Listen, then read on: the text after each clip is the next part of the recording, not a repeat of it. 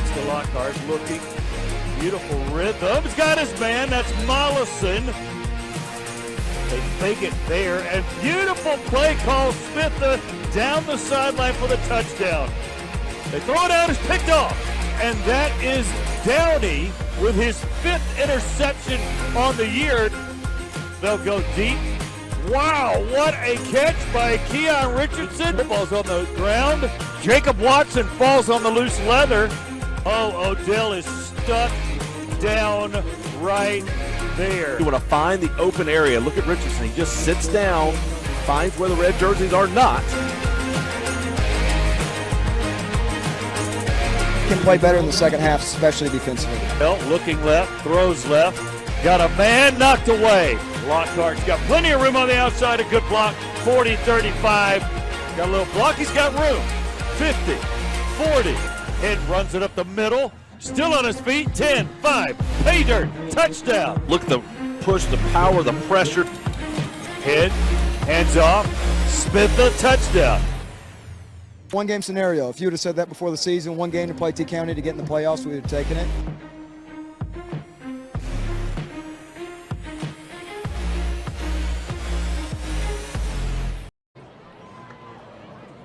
Welcome in to Thompson-Reynolds Stadium, Buddy Anderson Field, where tonight's matchup between Tuscaloosa County and Vestavia Hills High School, with the winner going on to the playoffs. Tonight here at Vestavia Hills is senior night, and we're pleased to recognize 56 seniors who will be recognized on the field before this game. The team has received numerous awards on the state, regional, and national level, including winning nationals as freshmen in the game day division. Their dedication to the school and their service within our community are what defines them as the ultimate Vestavia Hills Rebels. The class of 2023 senior cheerleaders are Abby Robichaux, daughter of Scott and Sarah Robichaux.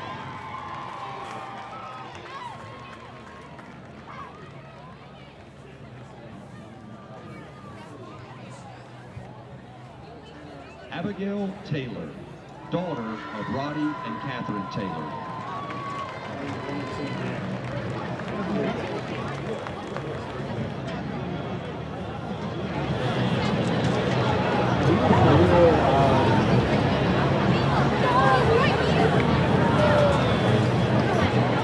Alice Powell, daughter of Brent and Misty Powell.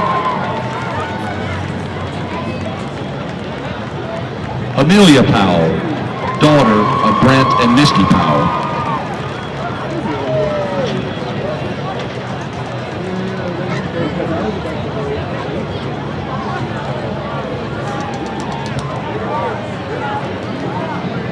Amira Walton, daughter of Carzell and Victoria Walton.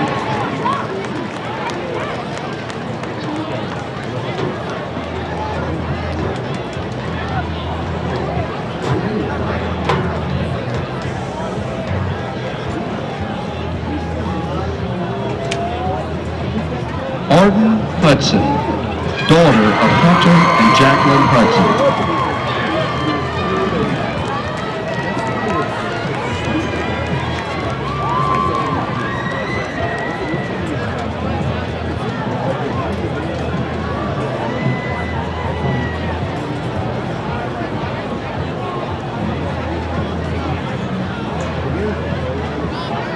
Katie Bruno, daughter of Sam and Susan Bruno.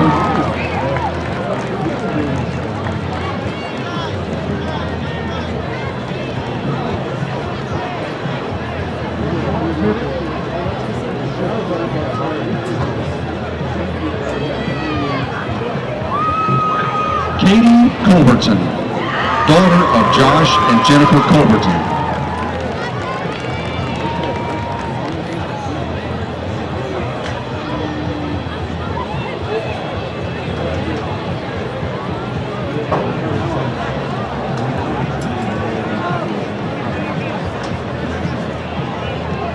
Macy Stoffridgen, daughter of Adam and Maggie Stoffridgen.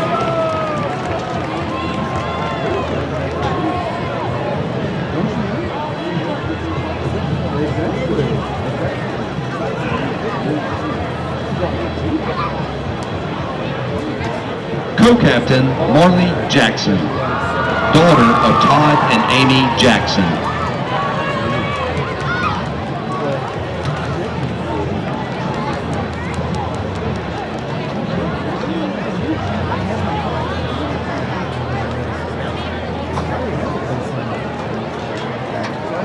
Co-captain Mary Rayner Pfeiffer, daughter of Joe and Amy Pfeiffer.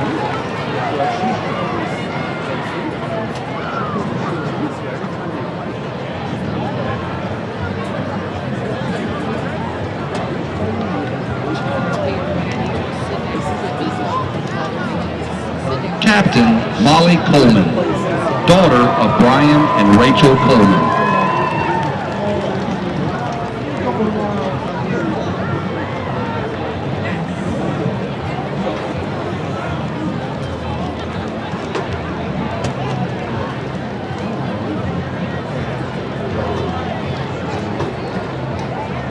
Peyton Visso, daughter of Bob and Danielle Visso. Please give a hand for your senior cheerleaders.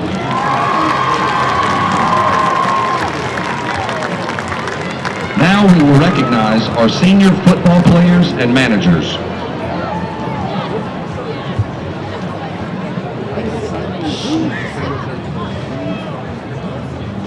Will Cox, escorted by Jennifer and Jason Cox.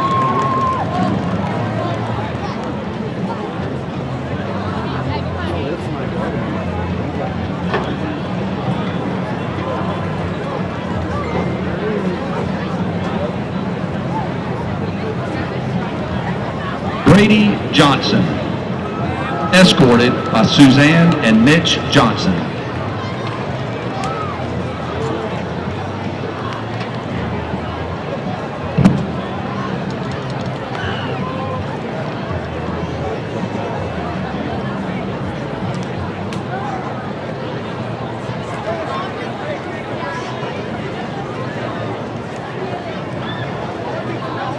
Kent Vickers, escorted by Brandy Vickers Lefkowski and John Vickers.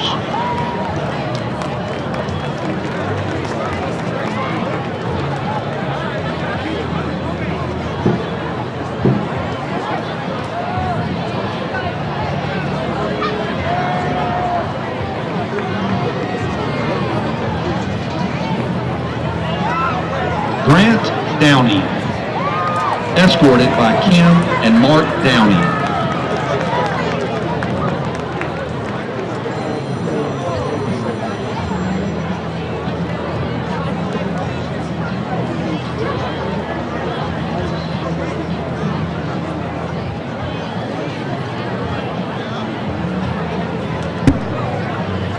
Daniel Reynolds, escorted by Misty and Jamie Reynolds.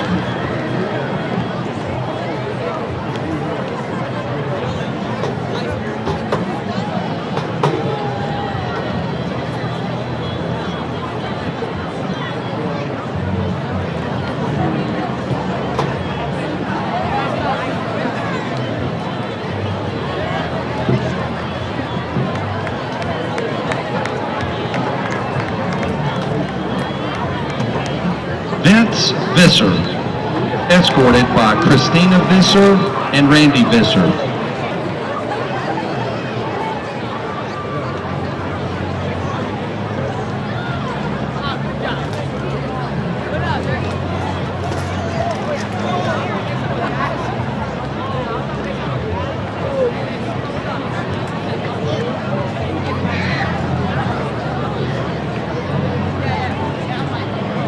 Morgan McInnes, escorted by Emily and Carter McInnes.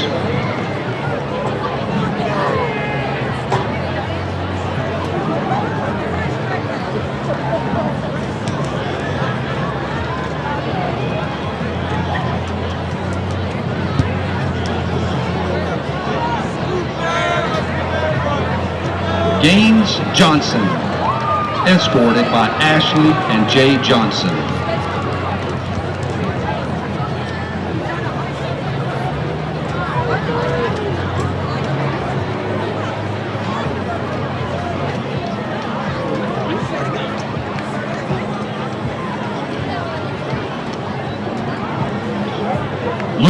Swansea, escorted by Monica and Luke Swansea.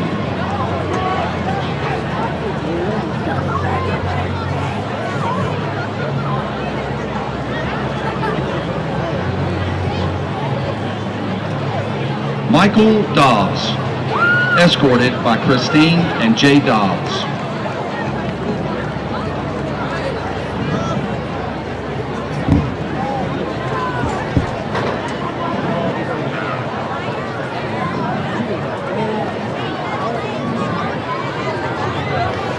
John Martin Richter, escorted by Holly and John Richter.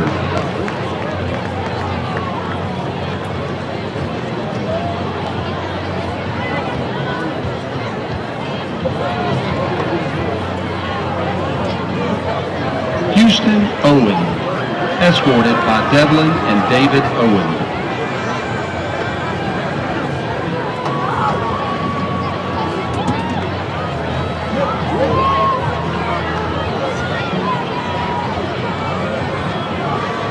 Dylan Jaquez, escorted by Jennifer and Kevin Jaquez.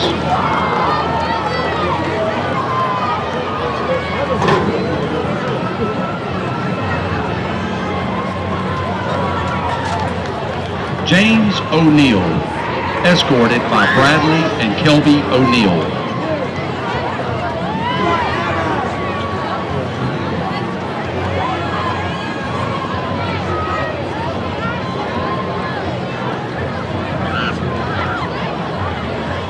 Chandler Long, escorted by Amy and Chad Long.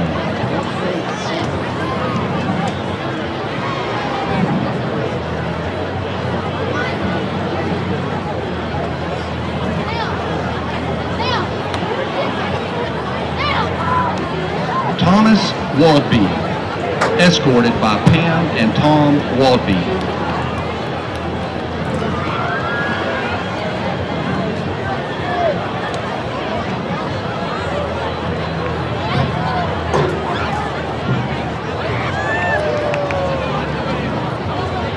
Douglas Perry, escorted by Cammie and Scott Perry.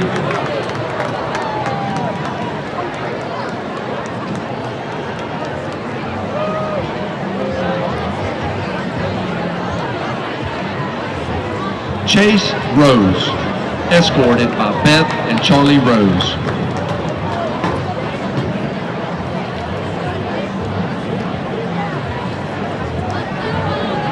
Thomas Brown, escorted by Farrah and Mike Brown.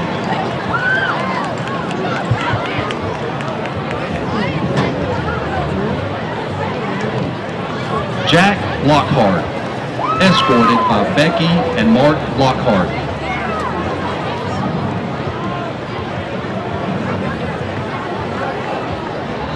John Freelow, escorted by Lori and Zach Freelow.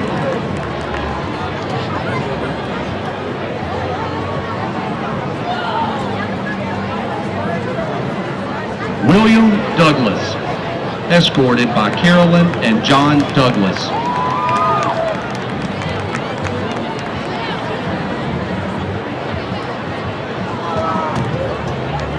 Will Bond, escorted by Cindy and Greg Bond.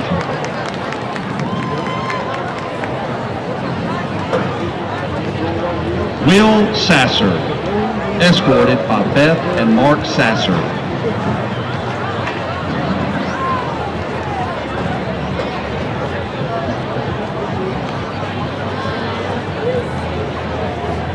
Tucker Smitha, escorted by Melissa and Matt Smitha.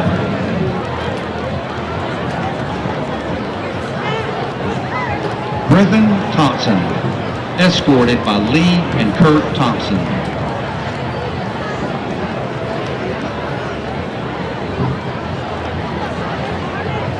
Clay Barnes, escorted by Christy and Scott Barnes.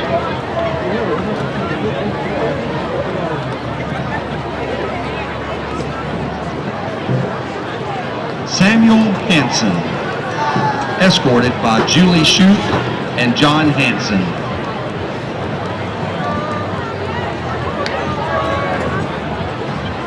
Lane Wisenhunt, escorted by Stephanie and Tab Wisenhunt.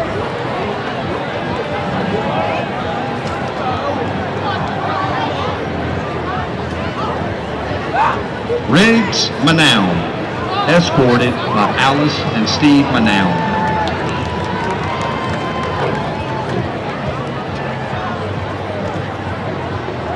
John Michael Chandash, escorted by Holly and Jay Chandash. Wheeler Smith, escorted by Rhonda and Tim Smith.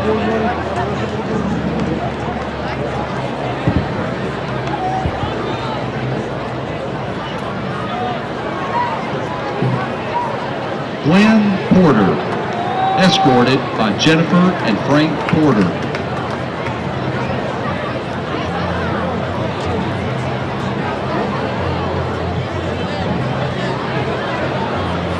Whitton McCauley, escorted by Cinnamon and Kirk McCauley.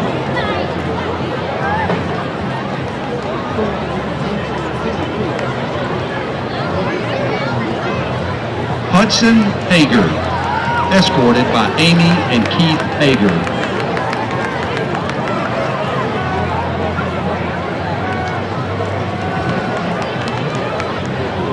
Jack McMurray, escorted by Melissa and Dan McMurray.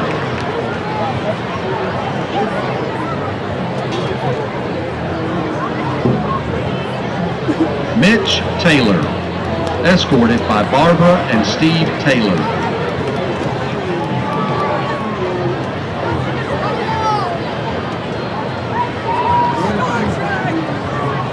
Alex Bowden, escorted by Barbie and Charles Bowden.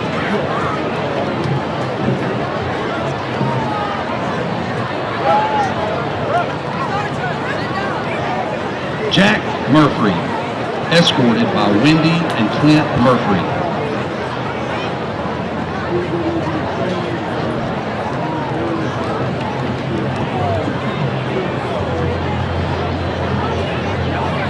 John Hinton Hogue, escorted by Meredith and John Hogue.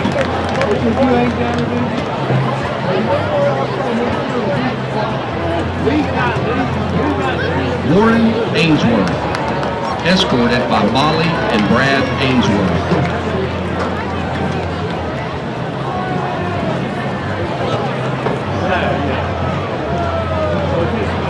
Benjamin King, escorted by Cindy and Bill King.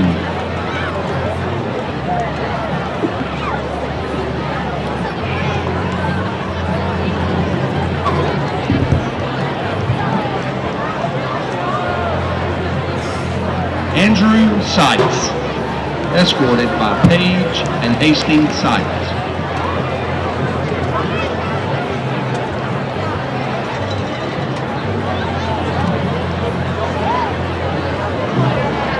Ethan Bostic, escorted by Michelle and Jason Bostic.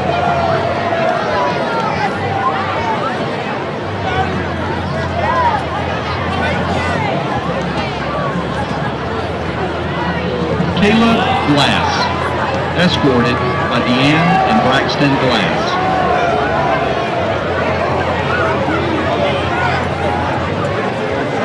Please give a hand for all our senior football players and managers.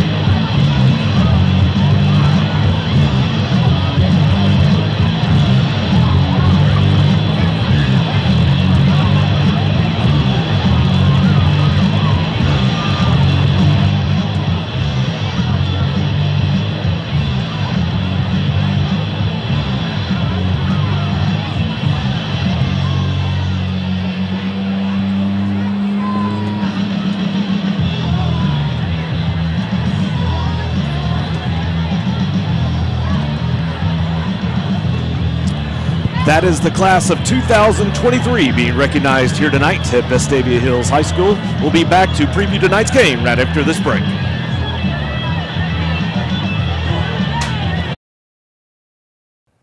When the on-time service technician arrives in your home, you give us an amazing opportunity. The opportunity to earn your trust, to arrive at your home on time, to fix the problem in your home, and to never sell you something you don't need. When the job is done and the technician leaves, I want you to be really pleased with the work. And I want something more. I want you to say to yourself, I trust that guy. We start each day at Birmingham Fastener with the same core values in mind: integrity, grit, and accountability. We're looking for talented people to join our sales and manufacturing teams. As one of the nation's leading manufacturers, we have over 10 locations across the country and endless opportunities to grow and succeed alongside incredible teammates. Become the future of American manufacturing and help build our nation's infrastructure one bolt at a time here at Birmingham Fastener.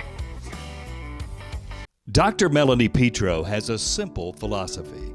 I love to see them look in the mirror and see themselves several years ago. It reconnects them with who they are. Dr. Petro is double board certified and fellowship trained to help you see you again. When you see yourself again, all of a sudden you're not just reconnected with your face, you're reconnected with yourself, and it gives you a confidence. You have to pay taxes. Ugh. It's just part of life. In the great state of Alabama, we have an awesome thing in our tax code called the Alabama Accountability Act, which allows you to redirect up to 100% of your state taxes to Scholarship for Kids, a scholarship granting organization that benefits partner schools like Restoration Academy. It's a no-brainer. For more information, go to choosera.org.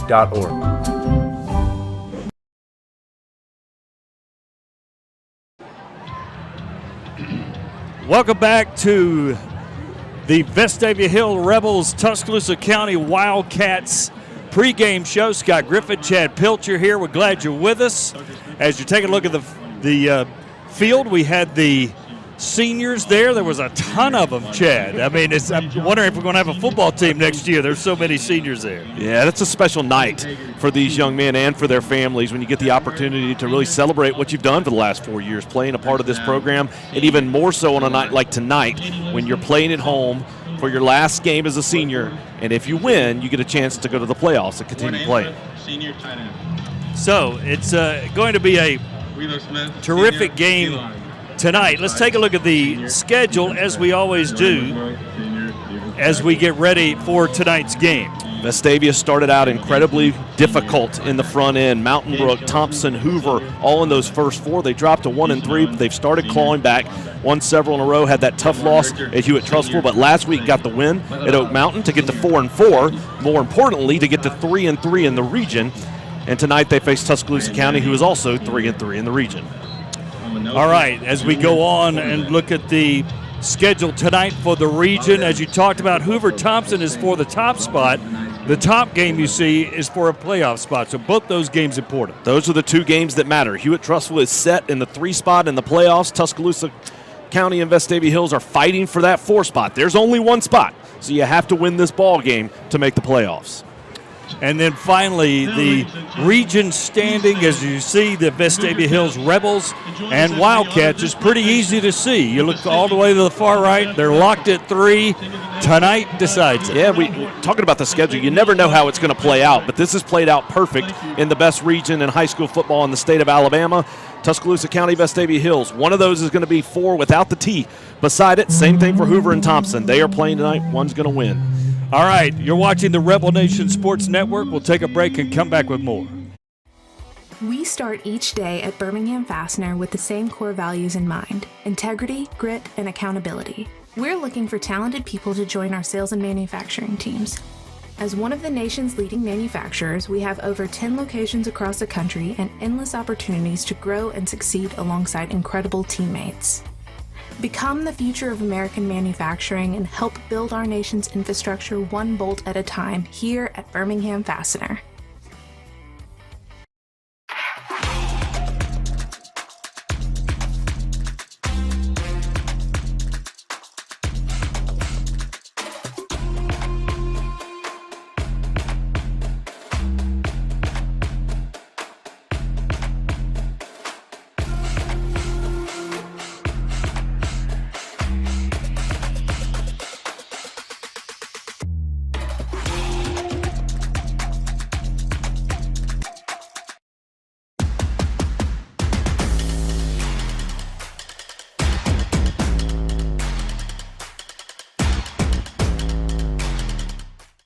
called it a playoff time, right? Starting with last week, and they took care of step one, 42-21 over Oak Mountain. So it really sets the stage for a one-game playoff against Tuscaloosa County coming up this Friday. Congratulations, Robert, on 42-21 game. Just initial thoughts, and you've studied the film a little bit. Of course, you're always working on the next opponent as well in your brain, but the half of the brain that can talk about last week. Yeah, I mean, we played well outside of one drive in the first half. Defensively, I thought we played really well. And then in the second half, it's 35-7 going into the fourth, and we took some guys out and didn't finish the game like we liked, but offensively, I thought we did exactly what we needed to do to kind of run away from those guys and get some guys some breathers. We're a little bit banged up and sick last week, so I was proud of the guys that got more opportunities than they normally would, and they played well. And then obviously JP had a big night, and when he has a big night, we'll have a big night, and more times than not, we'll win. Absolutely. John Paul Head had well over 100 yards rushing. He had a great night throwing the football. His completion percentage, which had gotten close to 50, is now getting close to 60. So he's maybe playing his best football right now. Yeah, I mean, he's really comfortable, and it's just a reps deal. We started the season, and, he's playing baseball all season, missed all of spring training, and so now that we're stacking hundreds of reps after hundreds of reps, he's just very acclimated to the offense, and our guys feel comfortable, and we're playing with good pace and doing good things, and we're hitting our shot plays. And if we hit our shot plays and get some turnovers on defense, we're going to score a lot of points. And it's been my fault. We haven't talked a lot about the offensive line, but this string of 3 or 4 games running the football, you guys have really done a great job of the line of scrimmage. Yeah, and those guys are experienced. 4 of the 5 are seniors. We're going to really miss them, and they're bigger-bodied kids. And then we got a sophomore, JD, that Livingston, that's playing really good football. And, they've been through these battles before, and there's nothing they really haven't seen. And they're smart. They're all smart, cerebral kids. In fact, Jack is probably he has a 4.7 GPA, which I didn't even know was possible, and right. wants to be some type of nuclear physicist type person. And I don't know. Something we shouldn't be just talking about. Not even close. But McMurray he's literally, they're all very, very, very intelligent kids, and when they have some ability as well, and they're all bigger kids, and so we're very blessed to have a senior late in line this year. We're down to one game here. We've got 2 more left, but the big one is at home. Again, as you talked about, you can't control schedule, but what an advantageous deal to have this particular game at home in your first year. Crowd will be there to be incredibly excited. We should have a great fall weather, cool night, and yeah. a lot on the line, and should have an electric atmosphere, and those are the type of games you want to be in. You want to coach in those, you want to play in those, and significant and meeting and quality opponent, and we'll have to play well to win. And we've prepared well this week so far, and hopefully we can have another 2 good days of prep and just cut it loose Friday and play the way we play and see what happens. We know when we do whatever well, how we play. What is Tuscaloosa County when they're playing well? What are they doing? Well, it's a little bit of everything. Coach. Their coach is well versed in the option offense, so they do a lot of midline, a lot of. The Coastal Carolina has kind of been the flair of the last several years in college football with people that want some kind of quirky offense. And there's a little bit of that element to their offense, but they have a really power-based offense where they've run the ball really effectively on pretty much everybody. And starts with their back. He's got SEC offers. He's only a junior. He's a big kid, big physical kid. And then their quarterback that transferred in could play any number of positions, just an athlete. And when you get those 2 guys, I would imagine – those 2 guys will get 20 or 25 carries apiece, and I would think they'll try to slow the game down. We'll try to speed it up and be 2 contrasting styles and see what happens. But they've put themselves in a position, and I've got a lot of respect for their program and what he's been able to do in his second year. Defensively, what will they try to do against They're kind of multiple. They're a 4-down front. Every once in a while they'll do a 3-down front, and they've given up some points this year, but the kids always play hard, and they've gotten some timely turnovers. And it's really 2 very similar teams, and they're a proud program. And you can tell just from the crowds that they brought on the road when they played Hoover at the Met. Their people traveled. They've been starved for success, and they were ranked in the top 10 at some point this year. And if they were to win, if they were to beat us, they'd be ranked in the top 10 and playing in Austin in the first round. So they've got a lot to play for. We've got a lot to play for. We're excited to be in this type of game, and want to get to Friday night, and hopefully we can let it rip and light up the scoreboard. I was going to say, it's got to be kind of cool to walk around the halls and there's a buzz going on at the school this late in the football season. It's been a while. Yeah, I mean, and that's what I was telling the guys today. I mean, like, we've made the playoffs once in the last 6 or 7 years, but it's not because we've had bad football teams. There's been really good football teams here. It's just the region is what it is, and every year it's Spain Park and Oak Mountain and Tuscaloosa County or Vestavia getting left out, and those are quality teams that would be 1 or 2 seeds in other 7A regions.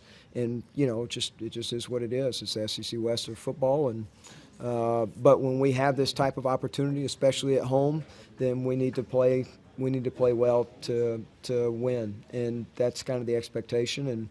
But we have total respect for Tuscaloosa County and where their program is in the second year under Coach Weinberger.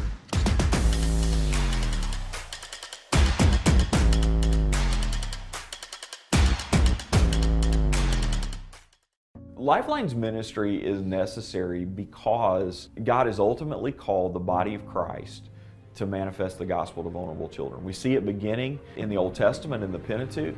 God continues to renew that call over and over and over again to the people. Lifeline, in its role, comes alongside the church with that very narrow specialization to allow the church to live out the mission that the church has been given to proclaim the gospel through orphan care.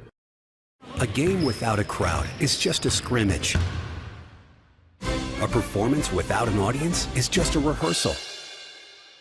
Without your presence, high school sports and the performing arts aren't possible. Ensure that these essential extracurricular activities continue to enrich the lives of students in Alabama. Purchase a ticket to your local high school's game or performance. This message presented by the AHSAA.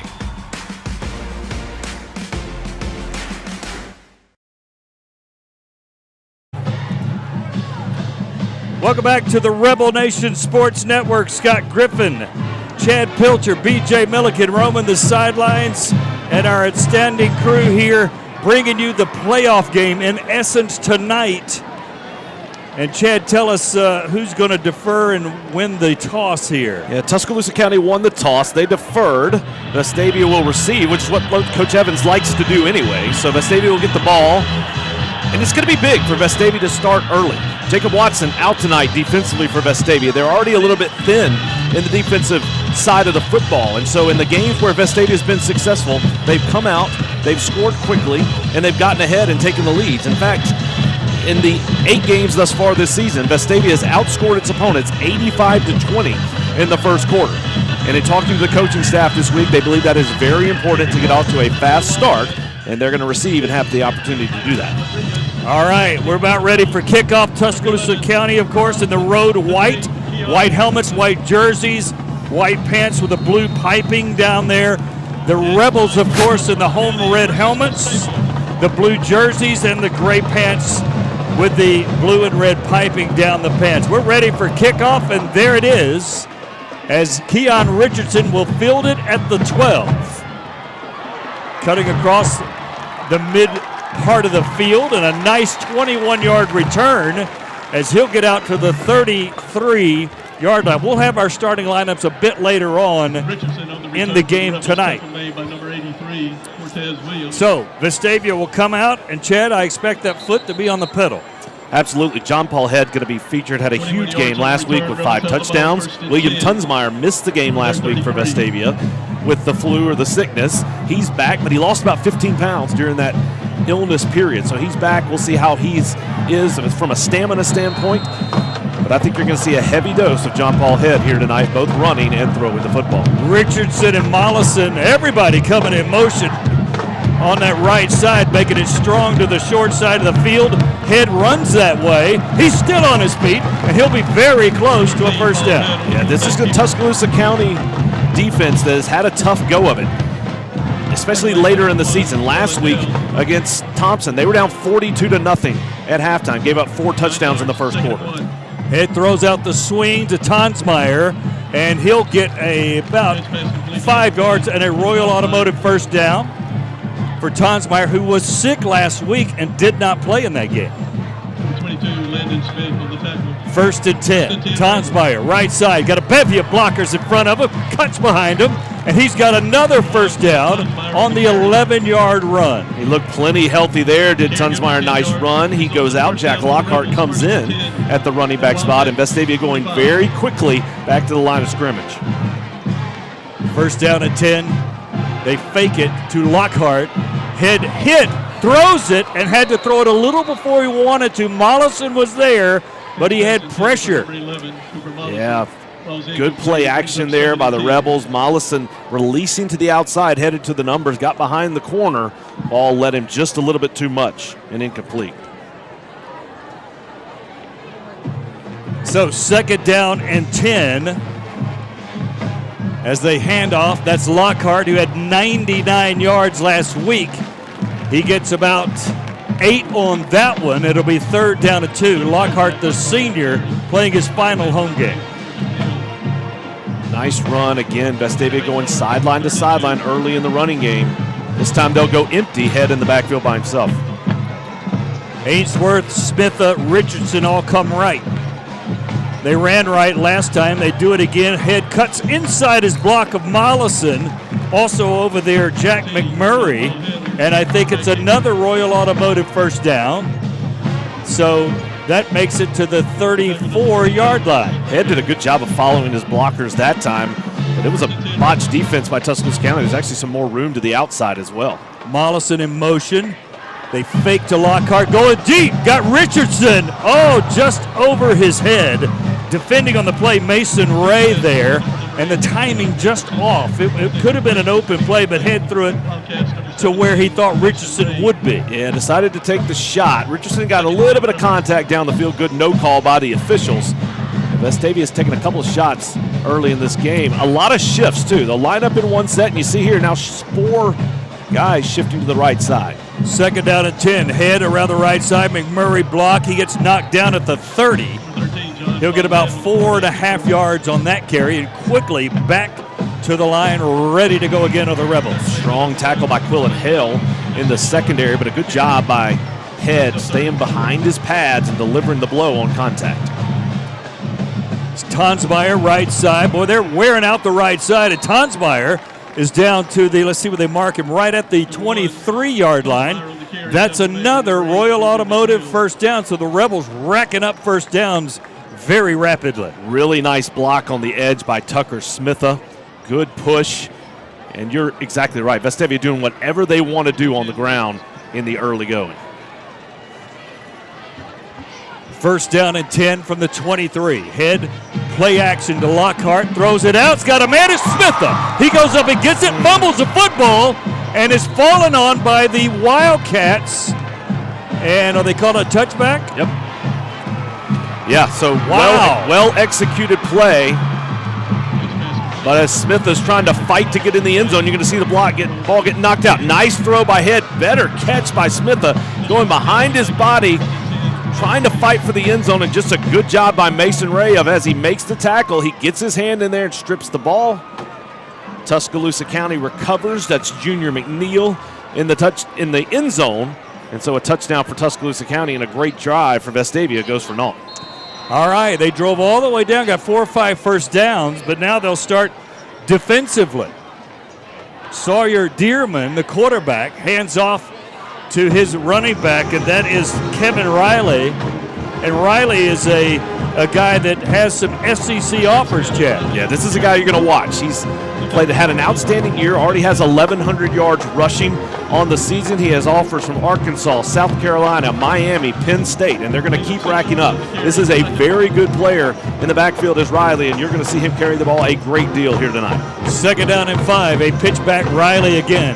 You see the speed, but you see how Vestavia strung him out, and that was Sam Hansen, who has come out of nowhere to be the second leading tackler on this football team. And a really nice job, and that's what's going to be really important tonight. If he can go sideline to sideline, that being Riley, then Vestavia's in a good spot. If he hits the line of scrimmage and is able to go north and south, then you're in trouble. So a great job there on the toss to push him to the outside and bring up a 3rd and long. So they lost all the yardage they got on the first down. There's Student Camp, one of our great deals we have here with the Rebel One Nation Network. So 3rd down and 10 for the Wildcats.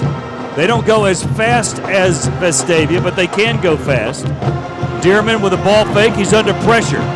Running. He's a good athlete. Another missed tackle by Cohen Nelson. Still running. Doing the Etch-a-Sketch scramble, if you will. Still on his feet. Ross in pursuit. Throws it up for grabs. And finally, that wacky play goes to the turf for nothing. There is a flag down. It's a late flag. He was a good 2 or 3 yards past the line of scrimmage when he threw that football. So that's what brought the flag out. So Vestavia will take the penalty. That will be a loss of down as a result of that play as well. So you'll get the penalty yardage also. There's a look at the official. Ineligible man downfield. Declined. So it's 4th down. So a good one set of downs and out for the Rebels. He declined it, but you don't decline that penalty because he lost down anyway. The down. So yeah. you should. So you should have just been what it is, right? Correct.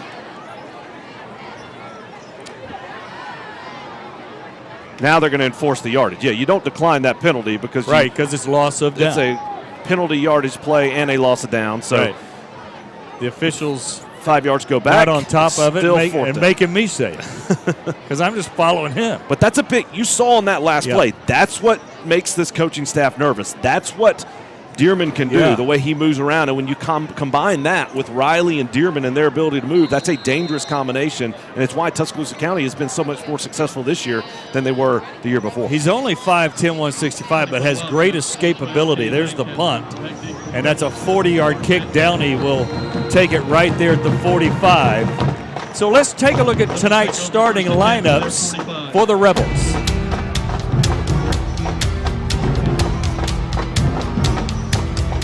Knucklehead, junior quarterback. I'd cut it out. Wim Consmeyer, sophomore, running back. Tucker Smith, senior, running back. Kerr Richardson, junior receiver. Cooper Mollison, junior, wide receiver. Brady Johnson, senior, wide receiver.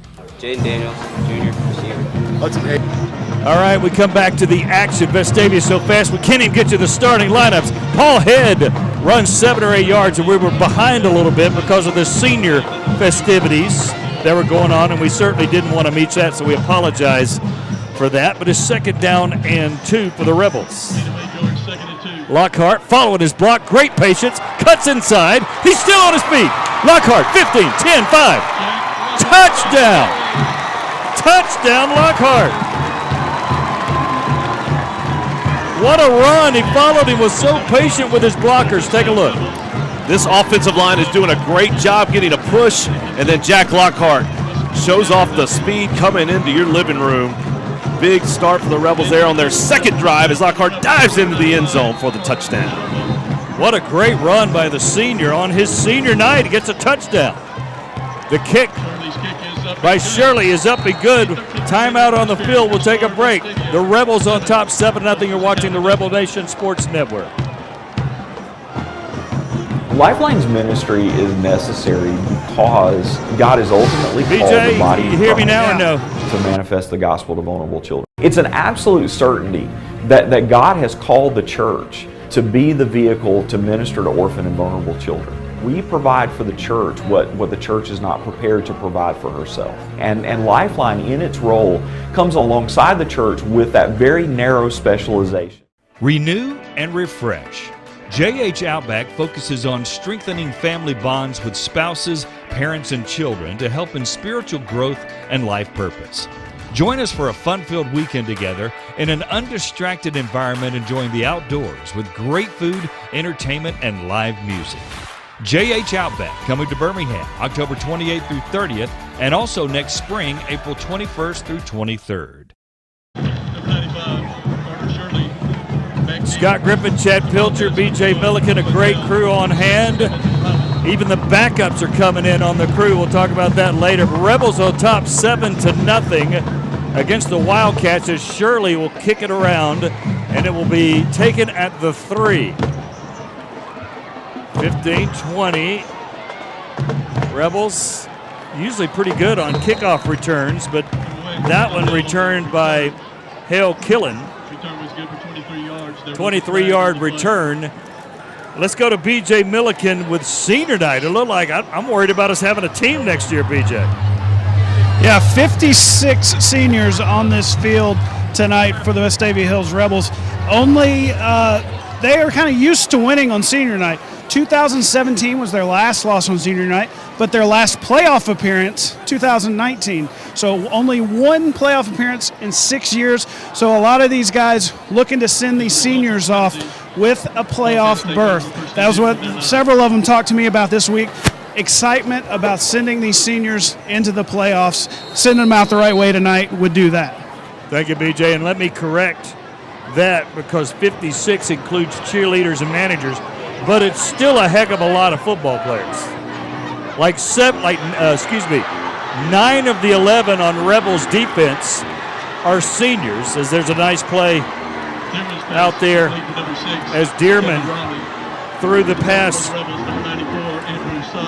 to Riley. So it's 2nd down and 2, but all but 2 are seniors on this defense. Yeah, and so a lot to replace next year, but even more, it's this experience has played a big role in Coach Robert Evans' first year. A bunch of guys who are hungry to win and fighting for that opportunity here tonight. Riley again, left side, drug down right there. Andrew Sykes, who played so well last week. You remember he started the game with 3 tackles and then went out with an injury. Yeah, and he's dealing with a meniscus injury, but playing through it. He rested a lot this week, didn't put in as much work, but they told us he'd be ready to go, and there he is making a play here in their first quarter. So big to have him out there.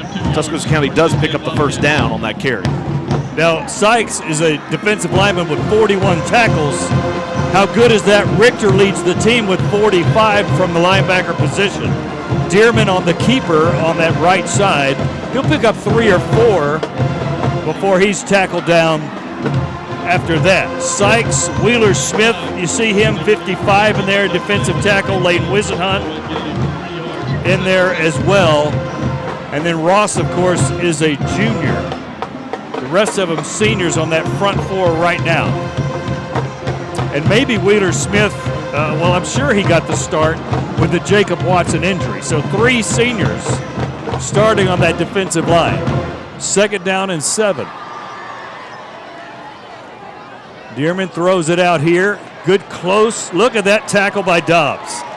He's got the cast on his arm, that soft cast, but he still got out there and got Dre Brown to the ground. It's a nice open field tackle there. He picks up 2 or 3, but it'll be 3rd and 5. 3rd and 4, we'll call it. Yeah, Coach Sean Rainey, the defensive coordinator for Vestavia, felt that it's really important this week. It's important all the time, but especially this week with some of the athletes on this Tuscaloosa County team, is to wrap up and tackle. And you saw there, you come up, you make a hit on Dre Brown, he keeps fighting and tries to get out of that tackle. You have to wrap up, and all the red helmets have to run to the football to help out their teammates. And now for County High, as they call them, is Chardarius Hutchins, a running back, in for Riley. He's a little well-built, fast tailback as well. They'll play 2 usually back there. There's a good shot of Robert and Sean Rainey.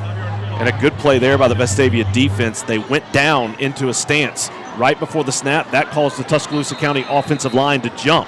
Which is weird, right? It's usually the reverse. That's exactly right. It's kind of crazy. So 3rd down and 10. Shadarius stays in there. And they throw it out to him, but the ball is tipped up in the air by Ross, who's so active. If you remember 2 weeks ago, he only played, 15, 20 plays with a sickness, but he really came back last week with a terrific game against Oak Mountain. And picks up right where he left off there. It comes from the pressure from the outside. As the throw is coming in, he put his hands up, deflected it, it falls incomplete. So 2 offensive drives for Tuscaloosa County, 2 big stops for this Vestavia defense, and now the Rebels have a chance to get good field position once again. I thought they might come after this punt. He gets it off slowly, and that will bound at the 49 and then be on the Vestavia side of things, about the 47, we'll call it. So we'll give him about a 34-yard kick on that effort. Yeah, and on back-to-back drives. The last drive, Vestavia started the series on the 45-yard line. Only took them 2 plays to score, this time on the 47. So just great field position for Vestavia early in this ballgame. 1st down and 10 for the Rebels, their 3rd possession. They scored a touchdown on the 2nd one. On the 1st one, they fumbled on the way to the end zone. with Smitha after a good catch. A little flea flicker there. Wide open is Richardson. He's got it, and he's got the touchdown. 53 yards on the handoff pitchback. Take a look. Tunsmeyer does a good job of selling it, getting it back to John Paul Head, who delivers a nice ball. Richardson spun around, made the catch, and then sprints into the end zone. Toe touch to the left side of the end zone. 13-0 Rebels.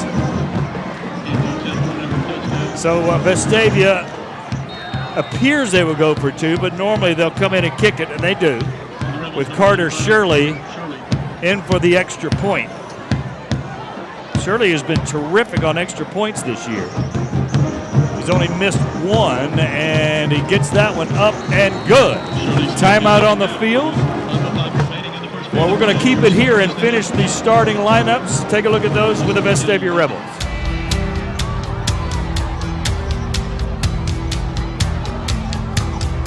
John Paul Head, junior, quarterback. William Tonsmeyer, sophomore, running back. Tucker Smitha, senior, running back. Gary Richardson, junior, receiver. Cooper Mollison, junior, wide receiver. Brady Johnson, senior, wide receiver. Jaden Daniels, junior, receiver. Hudson Hager, senior, offensive line. Jeffrey Murray, senior, offensive line. Rick Allen, senior, O-line. J.D. Livingston, sophomore, O-line. Glenn Porter, senior, offensive line. Warren Ainsworth, senior, tight end. Wheeler Smith, senior, D-line. Andrew Sykes, senior, defensive end. Lane Wisenhunt, senior, defensive tackle. Jordan Ross, junior, D-end. Samuel Hanson, senior, linebacker. Gaines Johnson, senior, linebacker. Houston Owen, senior, linebacker. John Martin Richter, senior, safety. Michael Dobbs, senior, safety. Will Cox, senior, safety. Grant Downey, senior, cornerback. Owen Nelson, junior, cornerback. Robert Evans, head football coach, Vestavia. Welcome to tonight's game. Go Rebels. We wanted to get the starting lineups in. The kickoff returned back to the 24. So we apologize for that. But again, we were behind with senior night and all the announcements. B.J. Milliken has something on Keon Richardson after that touchdown. B.J. Yeah, Griff, I talked to Keon earlier this week about the stakes tonight, a winner-take-all game. He admitted to me a little bit of nervousness in this type of game, but he certainly didn't look nervous tiptoeing the sidelines on that last touchdown. Oh, he got behind the defense like he owned them, and there's Sykes, Wheeler Smith, Cohen Nelson like they own Riley on that tackle. It's only a 2-yard gain for the Wildcats. Well, the coaches preached all week, run to the football. They want a number of players running to the ball carrier, tackling the ball. And you saw it there, 5 or 6 guys getting off of that pile. If Vestavia is able to do that all night long, they are going to have a great night defensively.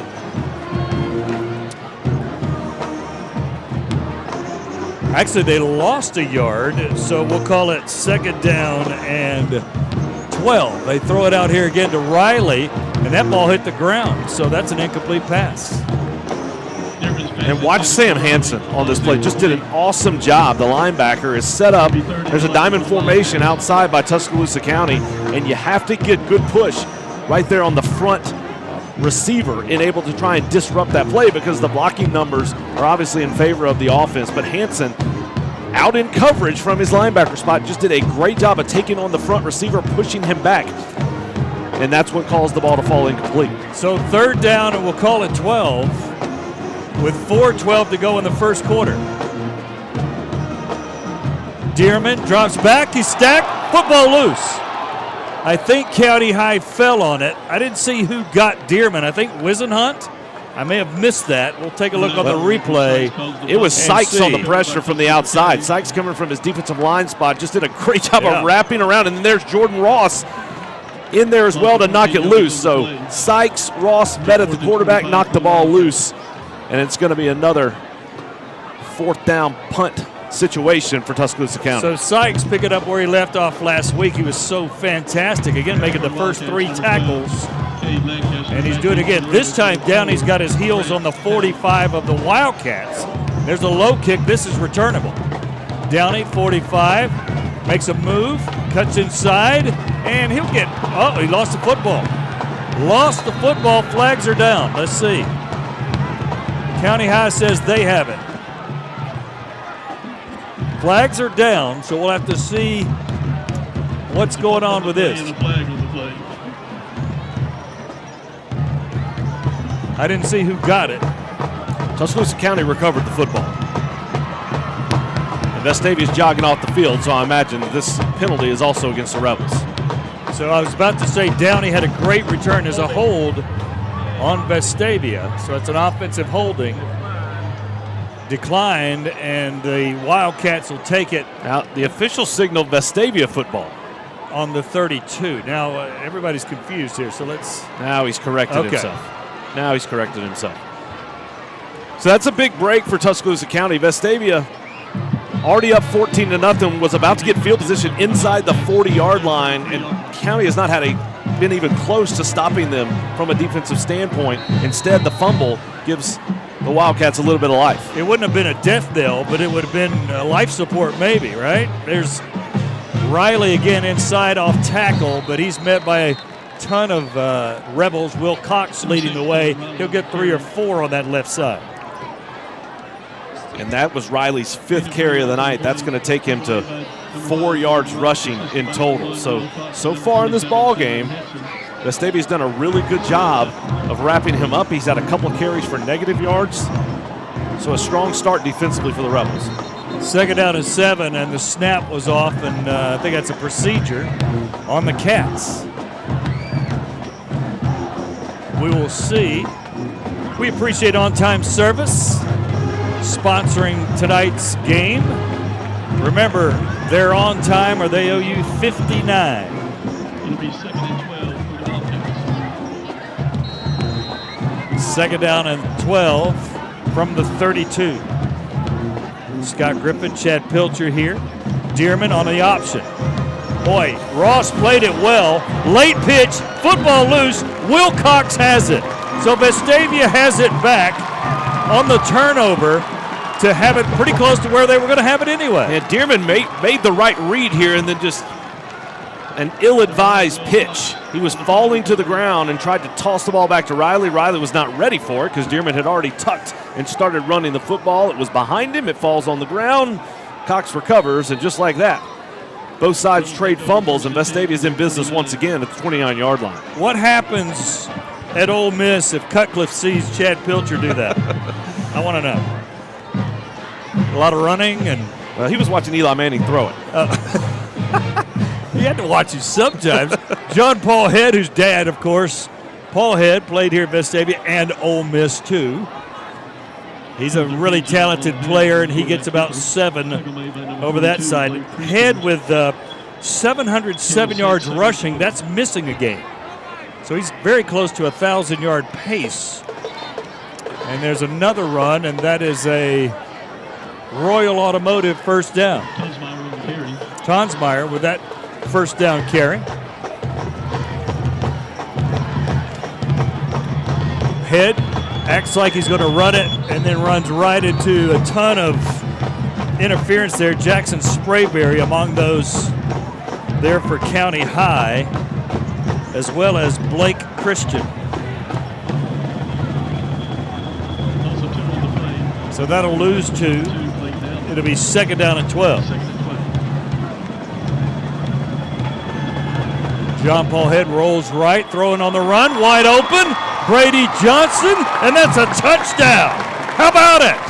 Texas, Brady Johnson transferring in his 2nd touchdown of the year. And this is a really good throw by John Paul Head. Rolls to his right, throws the ball on the run. Johnson wide open. Does a nice job bringing it in with his hands, get into the end zone, and Vestavia having its way offensively. I would love to have had that cat for 2 or 3 years, wouldn't you? At 6'5" wide receiver, let him develop. The extra point is up, and it's good. 2 fumbles have halted 2 of the 5 drives. The other 3 have been touchdowns. 21-0. We'll take a break. You're watching the Rebel Nation Sports Network.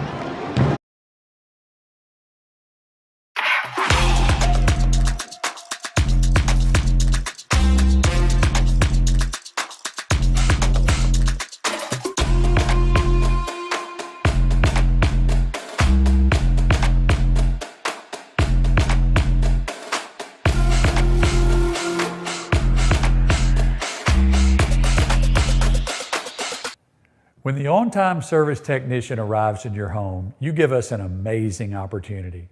The opportunity to earn your trust, to arrive at your home on time, to fix the problem in your home, and to never sell you something you don't need. When the job is done and the technician leaves, I want you to be really pleased with the work. And I want something more. I want you to say to yourself, I trust that guy.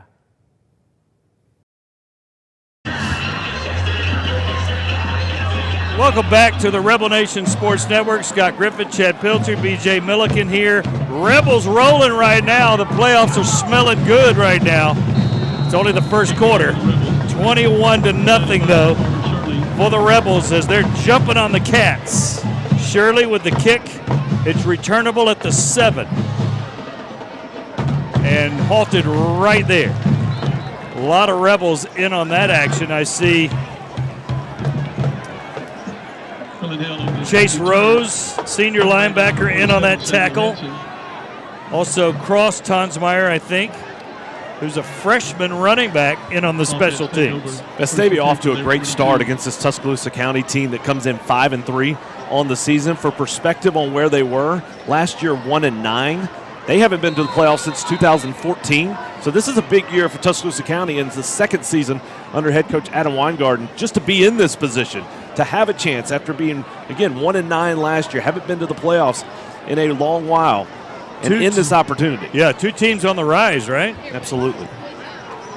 First down, Dearman throws it outside, and a little shoestring tackle out there by Richter. A nice play as they threw it out to number 5. Number 3, Frank Smith on completion to number 5, Sawyer Dearman. Sawyer Dearman, I had to double check myself. He's the quarterback. They had a little trickeration there as he threw it out. So a little 3-yard gain, be 2nd and 7. Tuscaloosa County looking to get something going, trying to mix it up here. Pitch back Riley, and boy, they're halting him. Look at Sykes get off his block. Cox is there to clean it up. Also, Wisenhunt, Wheeler Smith join in on the fun. That's really well played by Sykes, taking on a block while he pursues Riley, makes the contact, but hangs on to bring him down. Nice play by the senior there.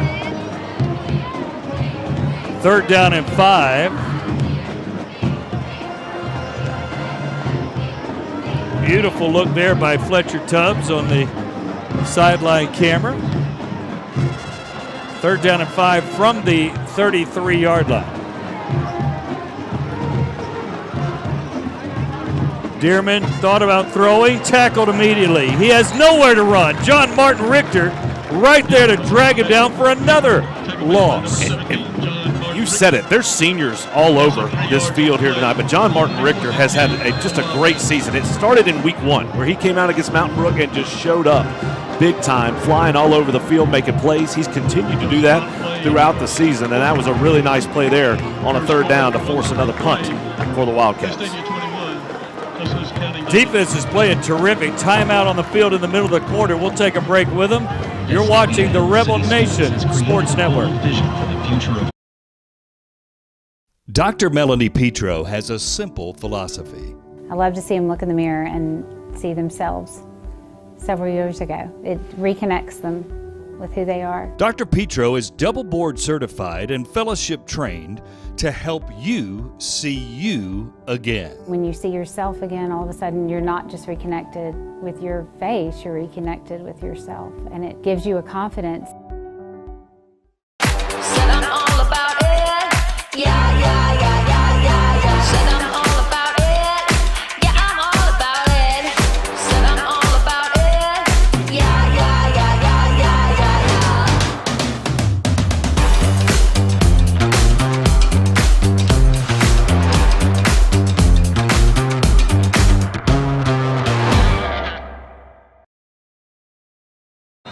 As we begin the second quarter of play.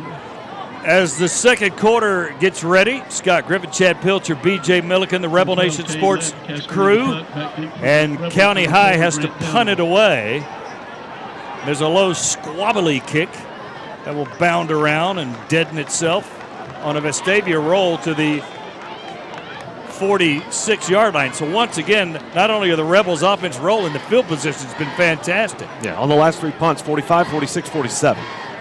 He had a fumble in there as well, but on the 3 where Vestavia's taken the ball over, 45, 46, and 47-yard line, and they've cashed in every single time. Yeah, they well on their way the first drive, but 2 fumbles have stopped 2 drives. They've scored on all the rest of them. Tonsmeyer, left end's got running room, 50, 49, lowers his shoulder as he tried to run through the Wildcats linebacker there. That was Mason Ray. Really nice blocking on the edge by Warren Ainsworth, the tight end on that play. Did a good job just hooking the defender, not allowing anything to get to the outside, and that's what gave Tonsmeyer the room. So a Royal Automotive first down there for the Rebels. 10 to 11 yards on the carry results in a first down for the Rebels. 11 yards for Tonsmeyer. And the football's at the 43-yard line, and an injured Wildcat is on the field. Now, Vestavia was dinged up a lot last week, BJ, but everybody seems, besides Jacob Watson, I haven't noticed anybody being out of this game, right? Yeah, correct. Jacob Watson is on the sideline, but like you said, everyone else who had come out of the game last week for injury purposes has been suited up tonight and playing. The most obvious and most important of which, Andrew Sykes, a senior defensive lineman who's already been in on several plays tonight. So that was a big one to have in this game for Coach Evans. Yeah, and he started the game last week, and we said many times, with 3 tackles. And then Tonsmeyer, who got the first down, also back and did not play last week. Yes, Chad. So handoff. Oh, we faked it to Mollison. Got a man. There's that seam route. That seam route has been gold for the Rebels. Smitha has been terrific with it. His 31st catch on the year. And look at Head putting the ball right where it needs to be. Missed a face mask call there.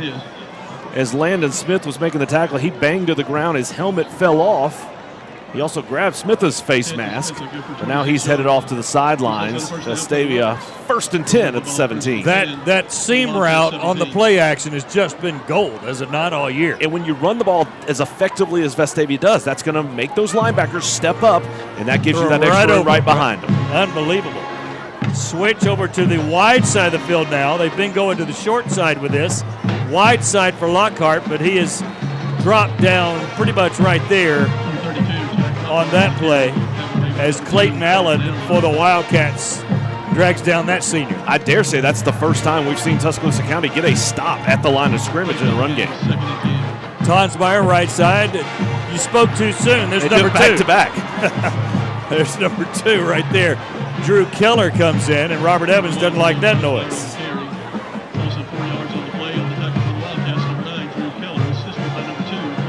So you get it down here, you go by 4 touchdowns, suddenly a couple of plays, got a 3rd and 13.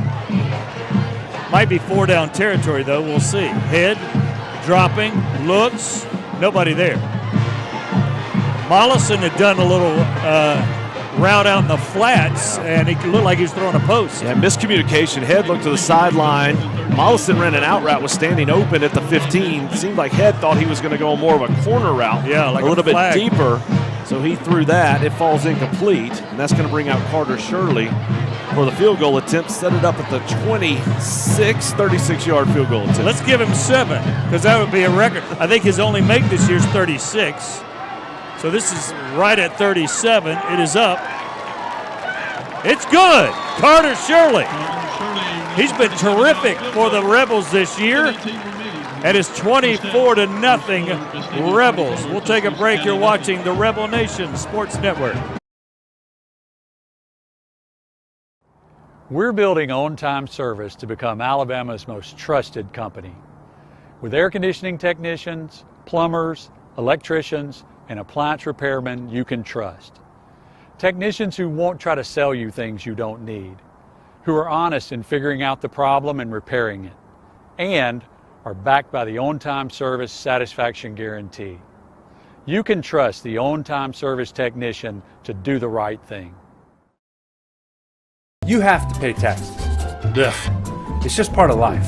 In the great state of Alabama, we have an awesome thing in our tax code called the Alabama Accountability Act, which allows you to redirect up to 100% of your state taxes to Scholarship for Kids, a scholarship granting organization that benefits partner schools like Restoration Academy. It's a no-brainer. For more information, go to choosera.org.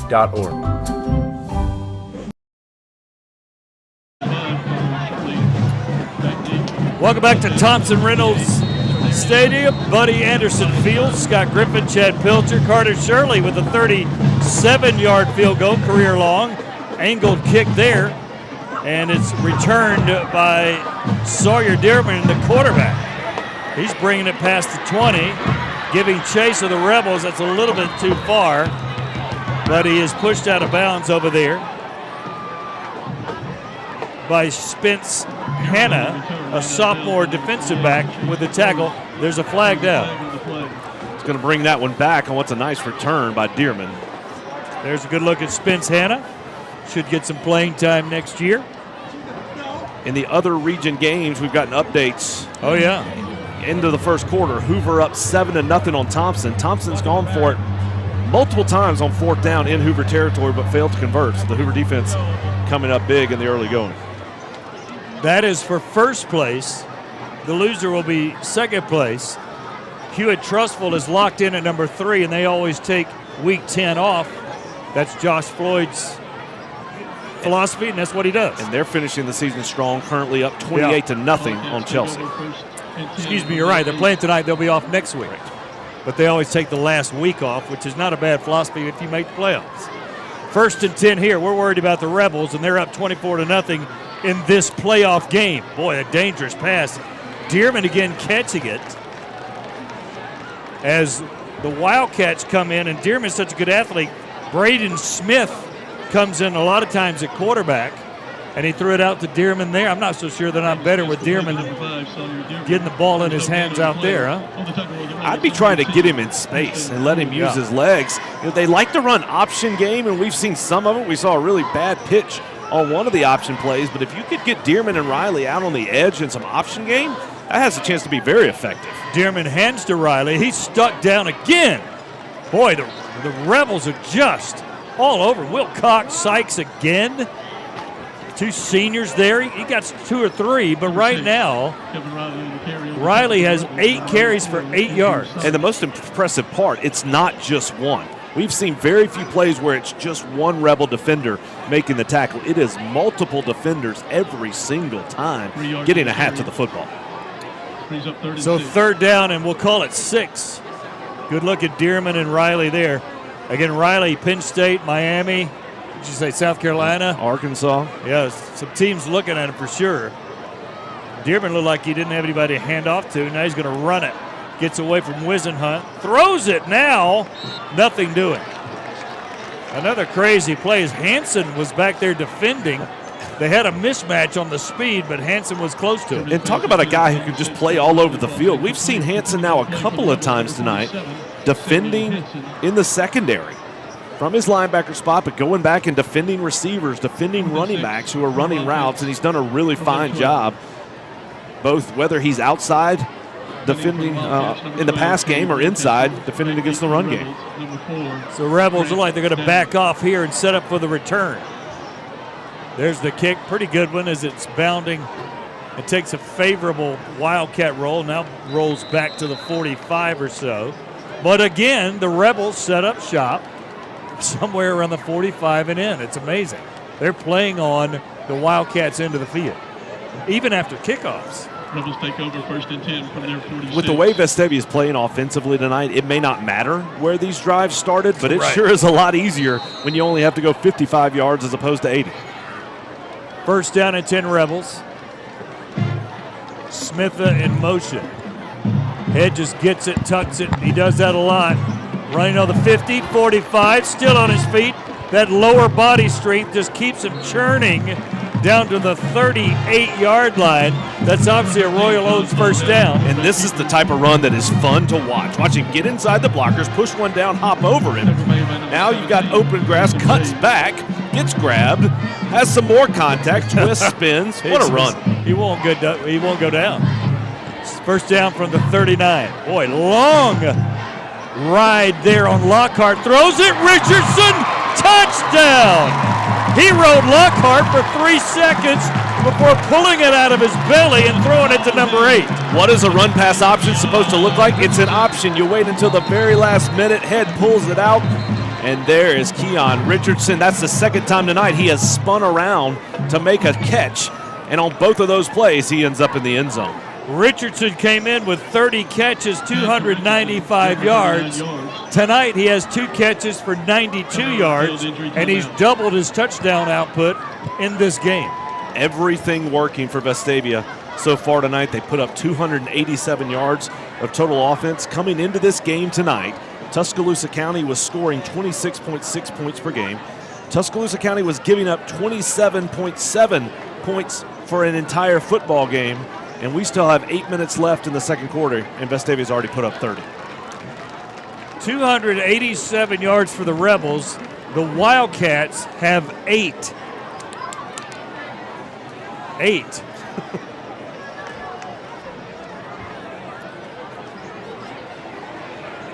That's pretty strong. That's how good the offense and defense is playing. And the last 4 or 5 weeks, Vestavia's really, every game started so well. Now, they haven't finished great, a lot of them, but they have started well. And I'm sure Robert Evans wants to finish great. Carter Shirley on for the extra point. He boots it through. And now 31-0 with 7:58 to go. You're watching the Rebel Nation Sports Network.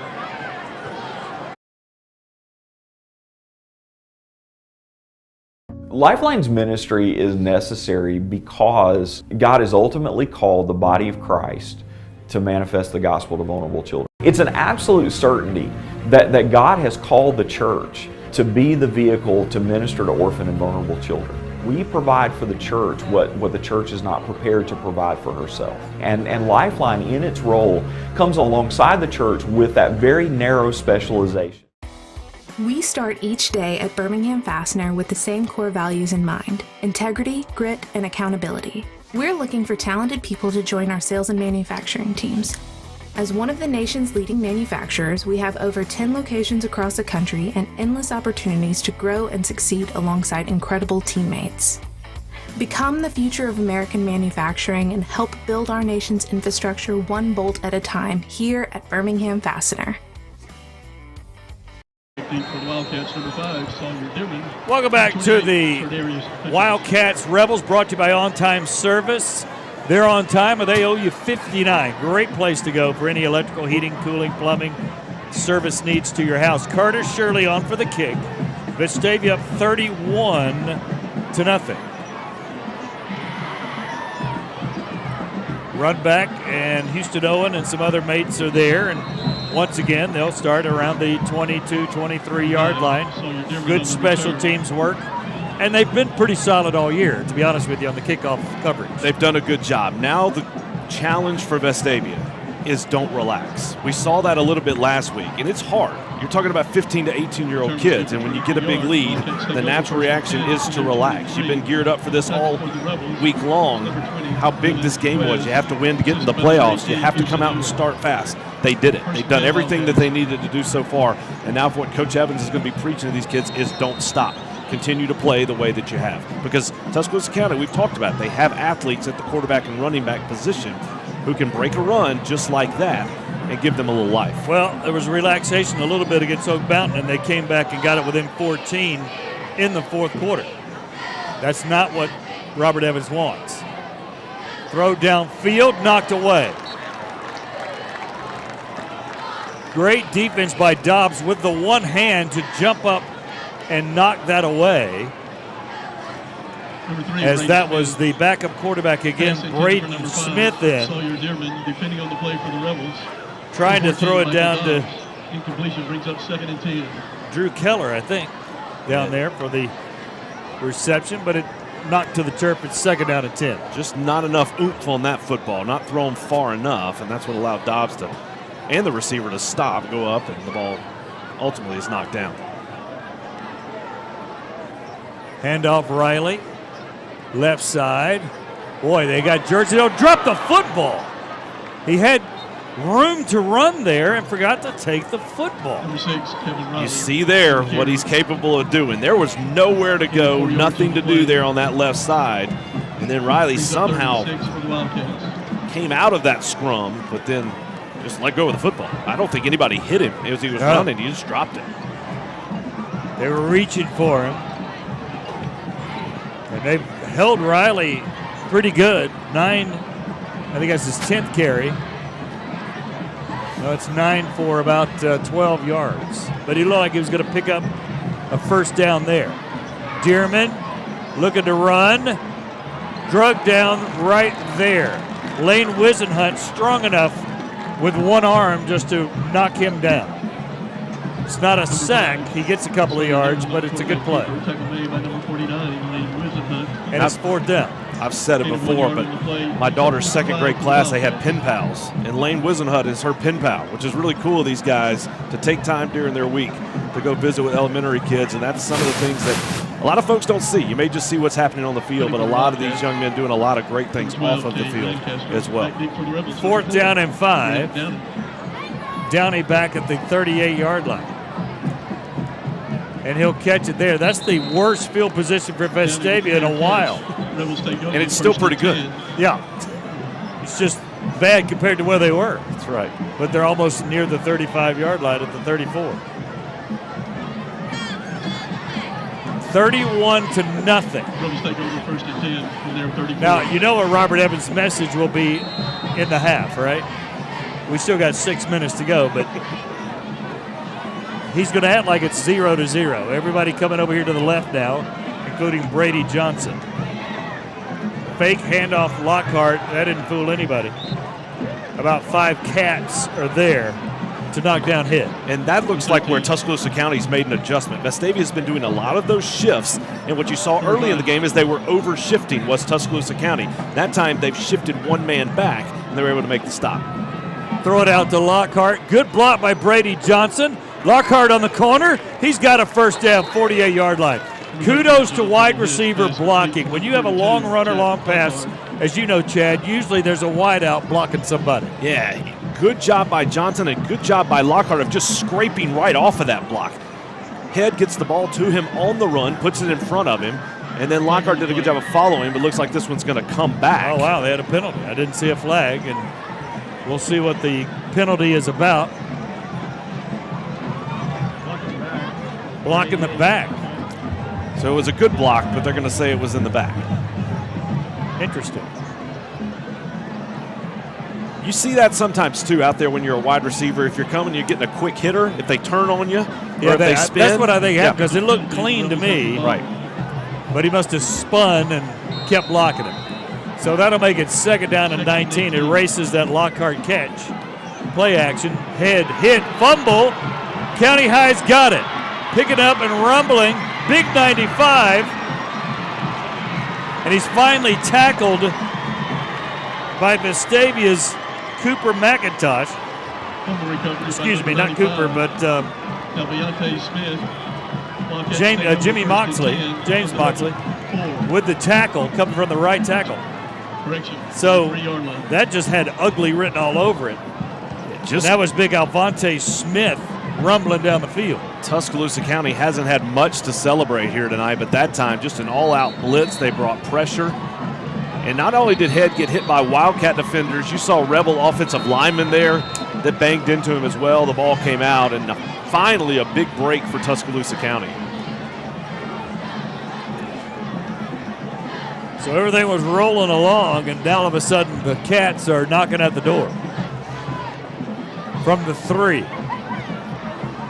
Riley, left side, and he'll get in. Touchdown County High as they scratch the scoreboard finally with 5:23 to go in the 2nd quarter. So a turnover, one play, and that's what we're talking about, Chad. Yeah, you can't relax. This is 7A Region 3 football, and everyone knows what they're doing. And so if you give them an opportunity, they're going to take advantage of it. Tuscaloosa County did that there and finally gets points on the board. The extra point is up, and it's good. So 31-7, Vestavia on top. You're watching the Rebel Nation Sports Network. Dr. Melanie Petro has a simple philosophy. I love to see them look in the mirror and see themselves several years ago. It reconnects them with who they are. Dr. Petro is double board certified and fellowship trained to help you see you again. When you see yourself again, all of a sudden you're not just reconnected with your face, you're reconnected with yourself, and it gives you a confidence. When you have an appliance problem in your home, call On Time Service. Our appliance technicians will arrive on time in trucks fully stocked with hundreds of replacement parts.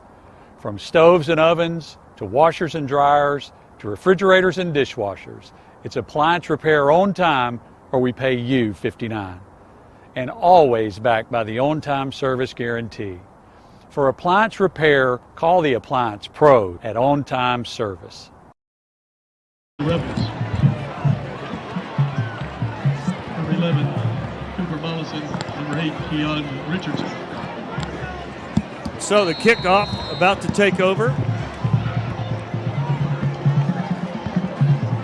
31-7, Wildcats. And there's the return. And it's to the 23-yard line. On the tackle for the Wildcats, number 2, Clayton Allen.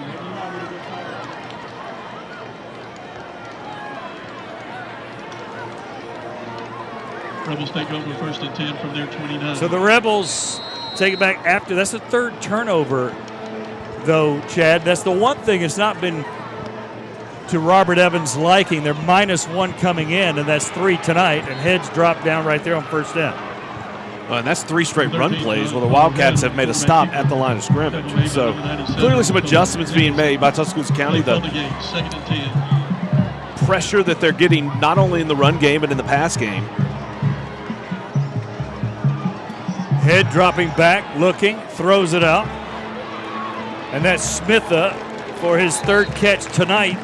And he's got a Royal Automotive first down. I really like that play call by offensive coordinator Josh Franklin. We talked about it's gotten a little bit tougher in the run game. So what do? A quick play action, get head on the edge, and a quick pass to the flat. Nice play call to convert the first down.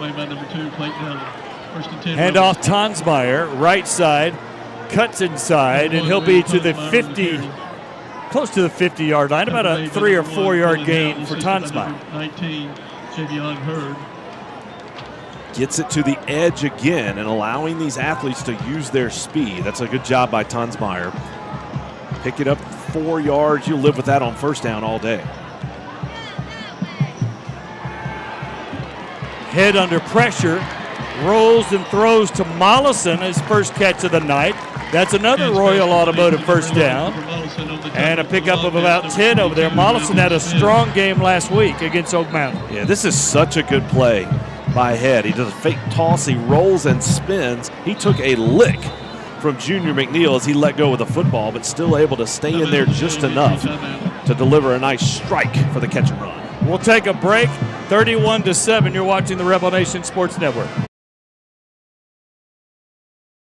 Are you an enthusiastic sports fan? Want to have fun and get in on the action? Heck, yes. That'd be awesome. Have great attention to detail? Want to stay active? Definitely. Want to give back to the student athletes in your community? Obviously, yes. Then you'd make an excellent high school sports official. We need more officials in Alabama. Because with no high school officials, there are no high school sports. Sign up today at highschoolofficials.com. Tonsmeyer, left side, Vestavia in a hurry, and we have to get out of commercial breaks quickly. He goes to the 32, B.J. Milliken for the sideline. Yeah, Griff, I had a great note coming up that Tuscaloosa County had not scored in 2 years. Well, now they have. 81-7, the last 2 meetings between these 2 teams. And we'll take it. 2nd down and 6. Handoff inside. Tonsmeyer, he's very close to a first down. Smith blocks his man back to Helena. Yeah, Vestavia fortunate to not get a penalty flag there. Blocking to the whistle, right at it. But again, now the running game starting to click again. First down, Vestavia, I should say, against Tuscaloosa County. Football at the 29-yard line. Tonsmeyer coming into this game 418 yards on the year. Head, who had over 700 coming in, trying to find running room, and he carries a load all the way to the 25-yard line. You may be wondering why a quarterback does that, but Robert Evans wants him to have 20, 25 carries a game. Absolutely, and he does a good job of reading those blocks, allowing the play to develop. I thought he gave up on that one maybe a little bit too quickly, but he got there, and he does a good job of letting that play out as far as it can until he has to make a cut. And they're going to back the Rebels up. I did not see the indication. Looks like that must have been a hold. And that's another example. We talked about the wide receivers blocking. That time was supposed to be a quarterback stretch play, supposed to get to the outside. Well, if you're blocking on the edge and you're expecting your quarterback to come to your right, and then you see the defender go back to your left, that's really hard to not just reach out and grab. And so his head cut back. That's likely what happened there on that play. So after the hold, it's first down and 20. 2:47 as you see on the clock down below on your screen.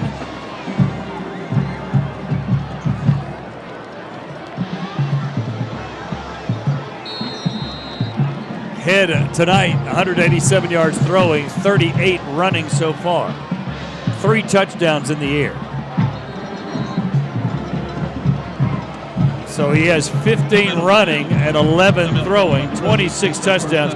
Robert Evans is very upset. And they messed up. I think they messed up the downs. They messed up the downs here. That was first down. And let's keep it here with Robert. He's very upset with the officials.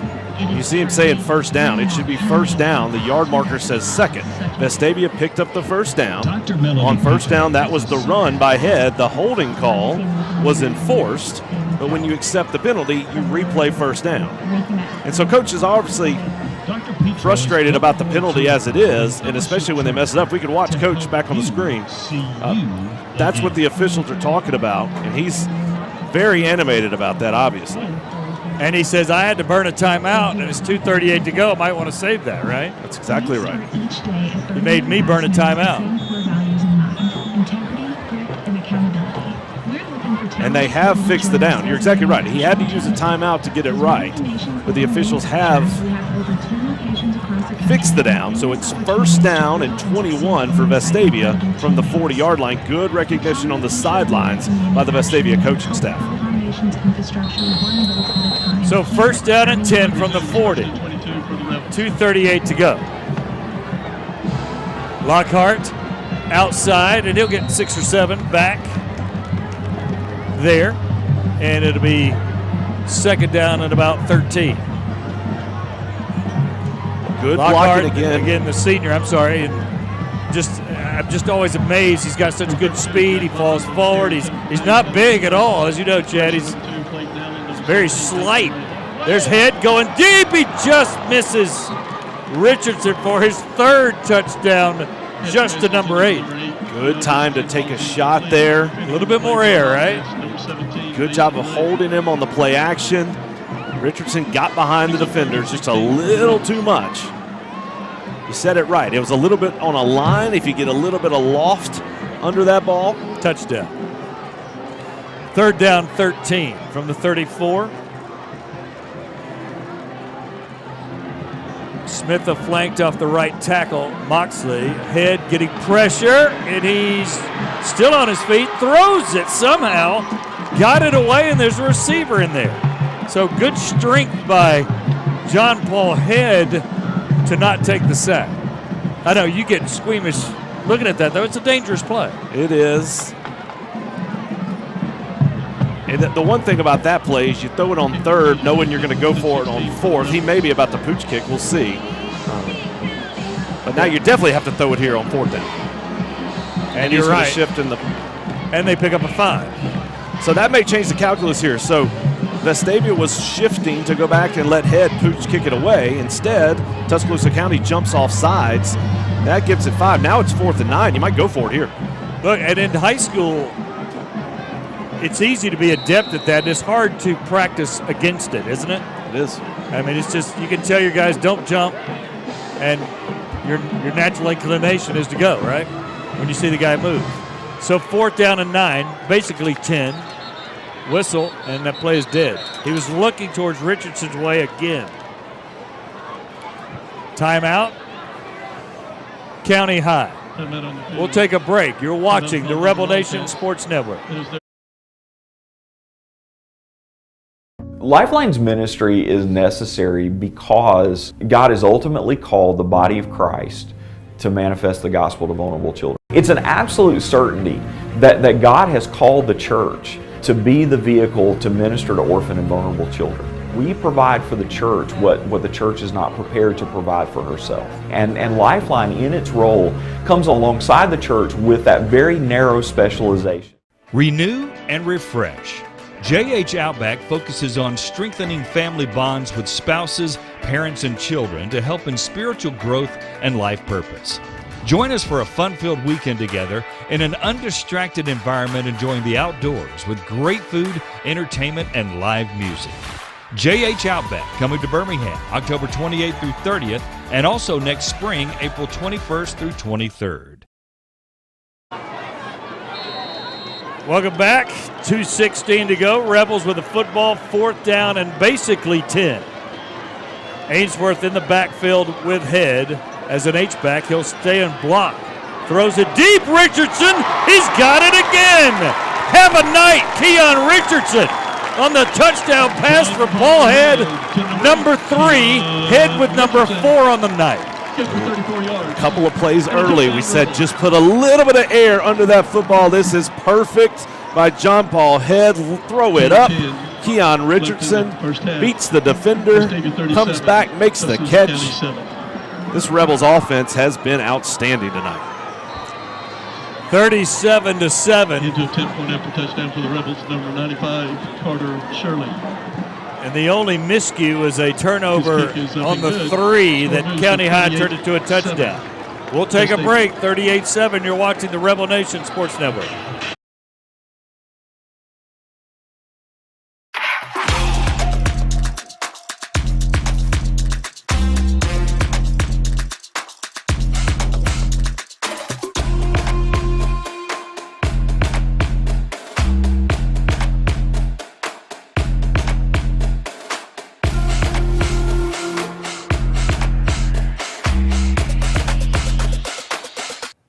When the on-time service technician arrives in your home, you give us an amazing opportunity.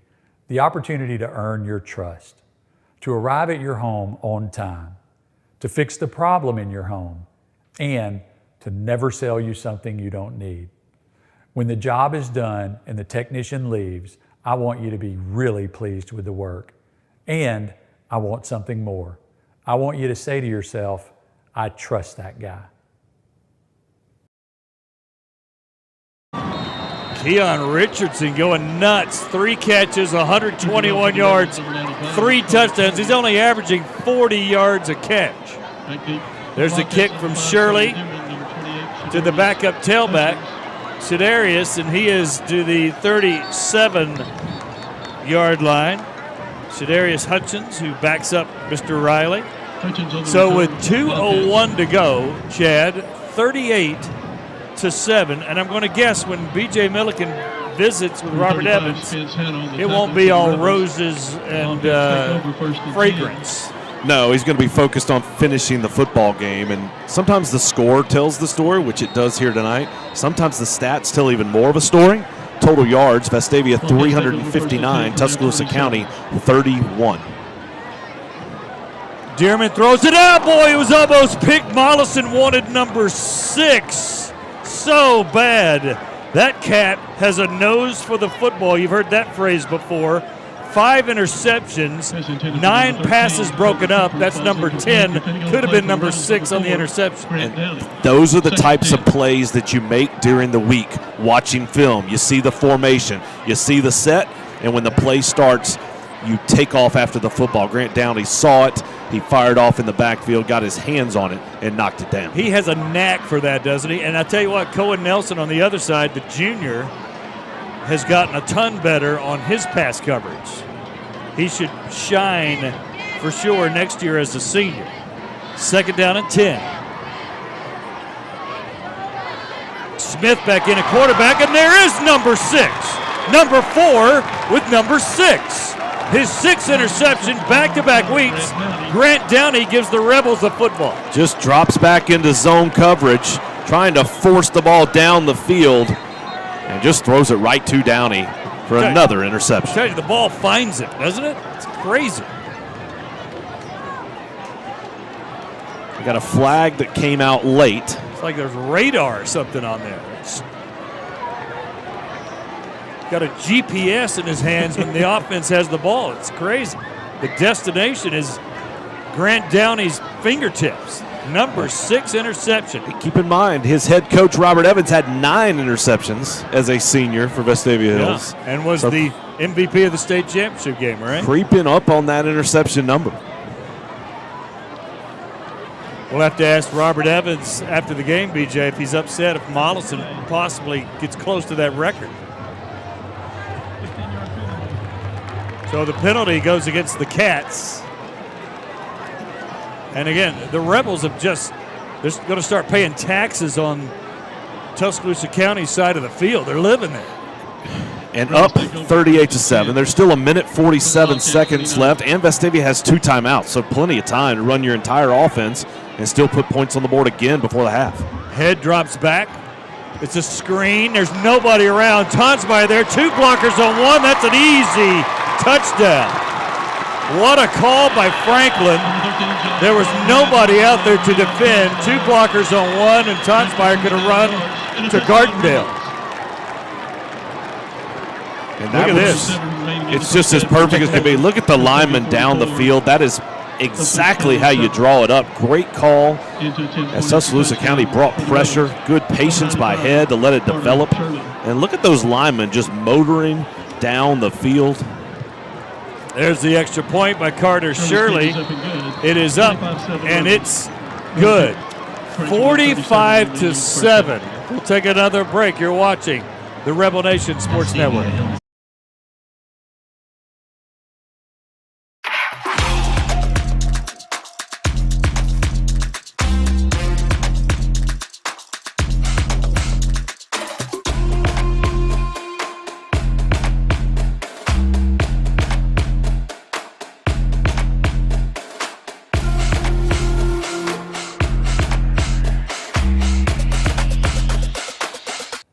When the on-time service technician arrives in your home, you give us an amazing opportunity. The opportunity to earn your trust, to arrive at your home on time, to fix the problem in your home, and to never sell you something you don't need. When the job is done and the technician leaves, I want you to be really pleased with the work. And I want something more. I want you to say to yourself, I trust that guy.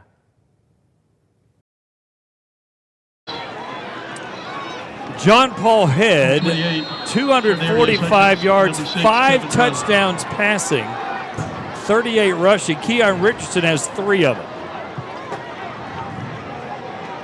There's the kick by Shirley. I need to know the Vestavia record. And there's a nice run back, actually, by Shadarius Hutchins.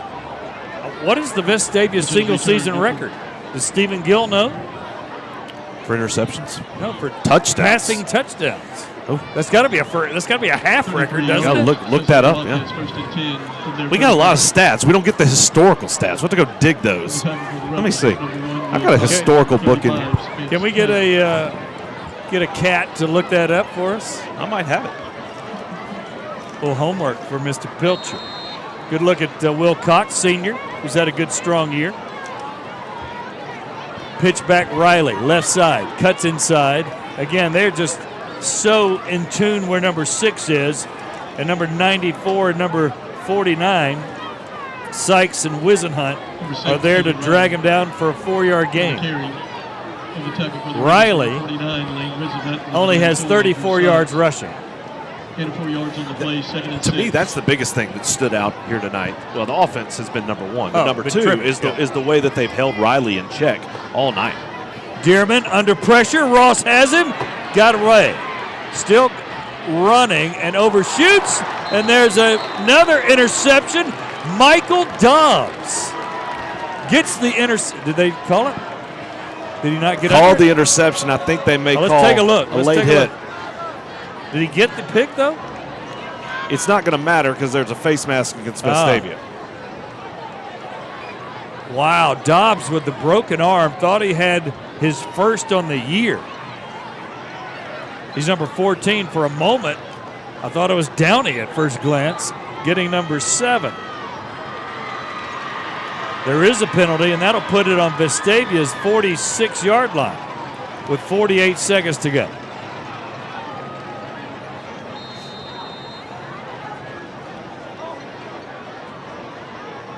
Dearman almost got sacked by Ross. For the Rebel 46.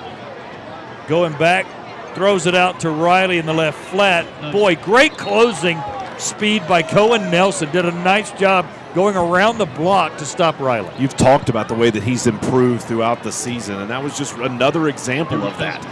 Understanding what the play was developing, breaking down in the one-on-one, and then forcing Riley out of bounds. He is really light years where he was when he first started. He's always been a starter, but he's really picked up his play as the year has gone, week by week. And he's become a better tackler, too, to be honest with you, not just defending the pass. Throw it out to Riley. He forgot to take the football, and that'll be harmlessly to the turf. There's pass intended for number 6. So 36 seconds to go, 3rd and 8. There's some of the Rebel crazy. They're almost bored now at 45-7. We got to keep those guys cranked up. Depending on the play for the Rebels, number 45, Gibson Bean. 3rd and 8. Beautiful night for football, perfect weather. And right now, the good guys are winning and looking like they're heading to the playoffs in this playoff game. Riley, left side. Ross looked like he was held. Boy, getting in there with a great tackle was Houston Owen. I thought Ross was held on that play. But when it's 45-7, you really got to grab some jersey. 39-yard line, 30 seconds to go. Again, the Rebels without Jacob Watson, who likely is their most talented defensive lineman. That's, of course, they got a lot of them. But he's very disruptive at the nose guard position.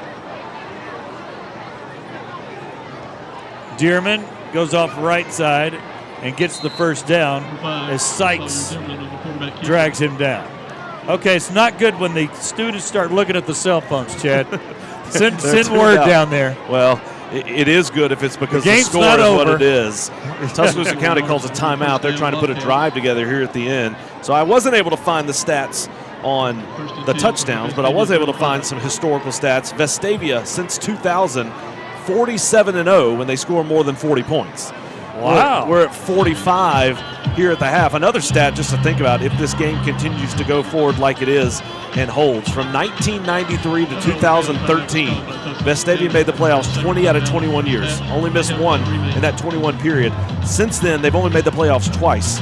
If they hold on tonight, this would be the 3rd playoff appearance in the last 9 years. And as we said, the first since 2019 in the first year of head coach Robert Evans after back-to-back 4 and 6 seasons. 15 and 19 was the last 2, right? That's correct. And before that, 21 out of 22. That's correct. So Buddy Anderson was pretty good. Is that what you're saying? Is that why they named the field after him? Also correct. Is that why they named the field after him? Because he went to the playoffs 21 out of 22 years, a couple of state titles. There's a throw out. Boom! Boy, there's a nice tackle there by Dobbs coming up. And again, 17 seconds to go, but they're getting close to getting nervous territory over here. Watch Jordan Ross chase the football and then finish that play off. Oh, Ross came in for that tackle, and there's another timeout. We'll take another quick break. You're watching the Rebel Nation Sports Network. Dr. Melanie Petro has a simple philosophy. I love to see them look in the mirror and see themselves. several years ago. It reconnects them with who they are. Dr. Petro is double board certified and fellowship trained to help you see you again. When you see yourself again, all of a sudden you're not just reconnected with your face, you're reconnected with yourself, and it gives you a confidence. Said I'm all about it. Yeah, yeah, yeah, yeah, yeah, yeah. Said I'm all about it. Yeah, I'm all about it. Said I'm all about it. Yeah, yeah, yeah, yeah, yeah, yeah,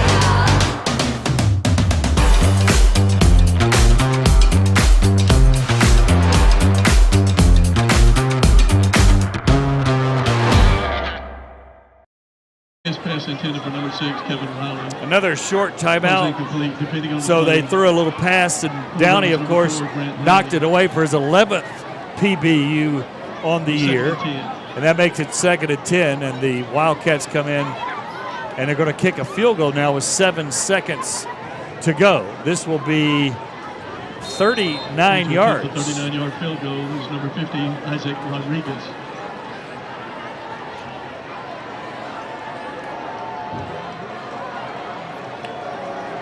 Patrick Rodriguez on to kick. It is up, and it's good. So the Wildcats, I don't know what a field goal does for you, but it's better than getting nothing at that point. 45 to 10, and that's what the score will be at the halftime. And I think that's the thought from Coach Weingarten. Obviously, we got down there. We gave ourselves a chance. Let's go ahead and put something on the board to finish off this half after you get a nice little drive. They are able to cash that in after what was just a dominant performance by Vestavia here in the first half. So B.J. Milliken will have Coach Robert Evans as he walks into the half. And again, he'll be pleased inside, but the way his mind works, playing to a standard, he won't like that at the end, and he won't like the turnovers that are happening, but he will grin somewhere inside with a 45 to 10 lead, but knowing that there's 24 minutes of football left. Let's go down to B.J. Milliken now. Coach, a winner-take-all game. How'd they play in the first half? We were up and down. Now, obviously, we did some good things, but obviously the 3 turnovers were disappointing. That's exactly what we talked about all week, securing the ball. We've been loose even carrying the ball, and that's disappointing. So I'm about to get my opinion across that we need to be high and tight with the ball.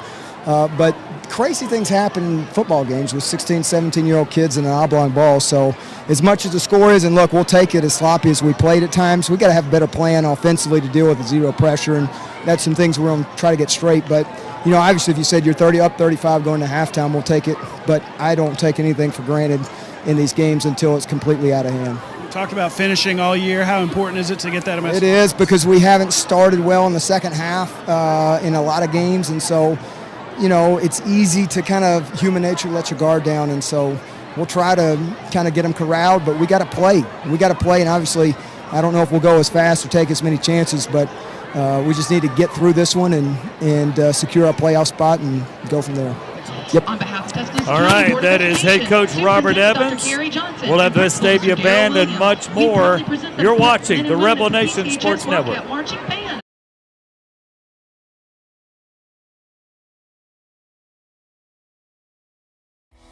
We start each day at Birmingham Fastener with the same core values in mind: integrity, grit, and accountability.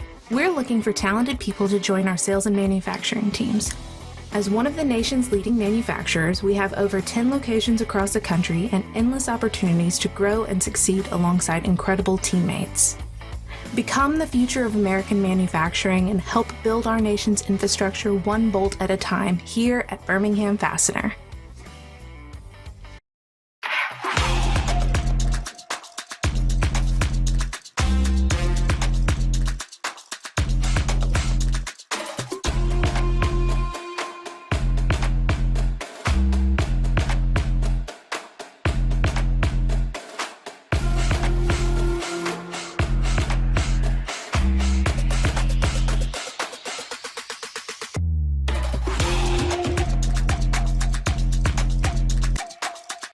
Lifeline's ministry is necessary because God has ultimately called the body of Christ to manifest the gospel to vulnerable children. We see it beginning in the Old Testament in the Pentateuch.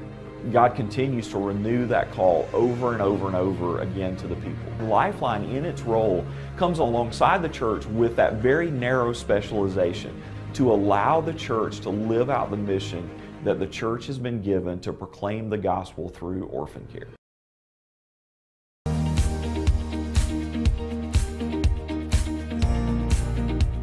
Welcome into the halftime show here. Scott Griffin along with the mayor of Vestavia, Ashley Curry. And you've been mayor for quite a while now, and we really appreciate your support at the high school. So I was kind of curious as to the city's viewpoint with the high school. Obviously it's important, but what makes it important?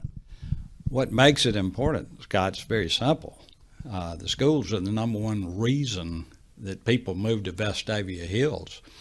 So we owe a lot of the success of the city to the fact that we have good schools. And it really goes from the high school all the way down, but specifically talking about the high school, athletics as we target that, is that still the same kind of aspect as well? Throughout the city, one of the biggest things that people love about the city are the athletics. I mean, I've got grandchildren in the recreational leagues. A couple of the grandchildren are already in elementary school, and they'll come right on up through the school athletic programs. But it's the recreational leagues and the school leagues. I think we're very much a sports city. So has the city grown lately, or where are we at in all that? The city has grown unbelievably. I moved to the city in 1986, had 14,000 people. We're now at 39,000 people. Wow. So yes, we've grown substantially, and as such, our schools have grown. You've seen the addition of a couple of elementary schools and the revitalization of Berry High School to a Vestavia school. We had to do that to handle the need and the number of students. But obviously a school and a school system is only as good as teachers and leadership. So I'm sure that's at your forefront. You don't technically hire, but I'm sure you're involved in the best possible way. Absolutely, and we fully support our superintendent. And I want to use a phrase that he uses, and that is that we have established a culture of excellence. And that culture continues. So you guys are a major sponsor of the athletic department. I know they certainly appreciate what you've done for them in that realm. And what do you get back from them? Is it something as simple-minded as kids that grow up here may love it so much they end up wanting to stay and become a part of the community? Or I think they do, and I'll use my own family as an example. My children both graduated from Vestavia High School, went off to college, started their careers in other cities. Both have moved back to Vestavia, and my grandchildren, of course, as I said, are here in the elementary school. So, yeah, they come back. It's an amazing deal here. So you've been mayor since 2016. 2016. How long do you see yourself in this seat? You know, what's interesting is the first term was 4 years, and due to a legislative act last year, they increased our term to 5 years one time so that the local elections don't interfere with national elections. So you got me for at least 5 years for this term. Are you good with that? Yeah, I may be. We'll see. All right, that's Ashley Curry, the mayor of Vestavia Hills, and we're very pleased that they're a part of the Vestavia Hills Athletic Department and the football team. Scott Griffin here. We'll take a break. Stay with us. You're watching the Rebel Nation Sports Network. Are you an enthusiastic sports fan? Want to have fun and get in on the action? Heck, yes. That'd be awesome. Have great attention to detail? Want to stay active? Definitely. Want to give back to the student athletes in your community? Obviously, yes. Then you'd make an excellent high school sports official. We need more officials in Alabama, because with no high school officials, there are no high school sports. Sign up today at highschoolofficials.com. You have to pay taxes. Ugh. It's just part of life.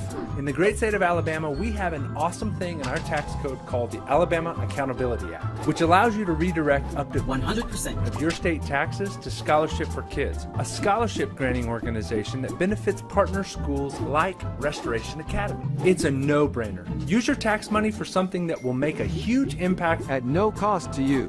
For more information, go to choosera.org. I want on-time service to be the home service company you can always trust. That involves every process and every person in our business, starting with me. It means you trust our technician to arrive at your home on time. You trust us to give you the cost of the job in writing before the work begins. And you trust us to fix what's broken. You've given us the opportunity to earn your trust. We could never ask for more than that.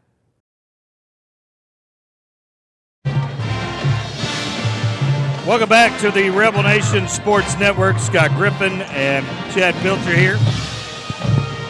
We're glad you're with us. And the halftime score, 45-10. The Rebels on top. And right now, 388 yards to 59. That's how Vestavia's dominating. Yeah, 388. That's a good game on most occasions. And tonight, it's just here at the end of the first half, just dominant on both sides of the football. But as Coach said, it's teenage kids. It's an oblong ball. You never know what's going to happen. And I guarantee you what he's focusing on at the half is to continue to play up to the standard that you expect. And that's what they have to do. For Vestavia, it would take something miraculous from Tuscaloosa County, a complete change of fortunes in this second half for Vestavia not to win this football game. So now what your focus should be on is we're on a collision course in the playoffs. We have to be playing our best football these next few weeks. You've got a half of football here tonight where you can continue to get better. You go play at Helena next week in a tune-up for the playoffs. And then you have the playoffs starting where you'll have to go on the road up to North Alabama to play the winner of that region up north. So this is the time to fine-tune everything, to be sharp, to be crisp, and to not take a step backwards, take a step forward, and continue focus on getting better. All right, so the Vestavia band getting ready to entertain us here at the half, and we'll let the music and the sounds take you along here with our fine crew taking a look. Our last home appearance for the Vestavia Hills Marching Band. The band is directed by Mr. Terrell Horton, and associate director is Mrs. Heather Palmer. The band is under the field direction of drum majors Luke Pepilardo, Catherine Contreras, and Prudence Wachira. Field captains are Laura Matthews, Samuel Chen, and Ashlyn Berry. Majorette captain, Elin Macy. Co-captains are Haley Rocks and Sophie Rose Moros. Color guard captains are Miriam Kamara, Madison Daniel, Hayden Thompson, and Charlie Spencer. Rockette co-captain is Isabel Jackson. Rockette captain is Sarah Jane Richardson. Tonight, we present our 2022 show entitled The Caroline Experiment. This show for this year highlights the classic Neil Diamond tune, Sweet Caroline. Ladies and gentlemen, the Vestavia Hills High School Rebel Marching Band.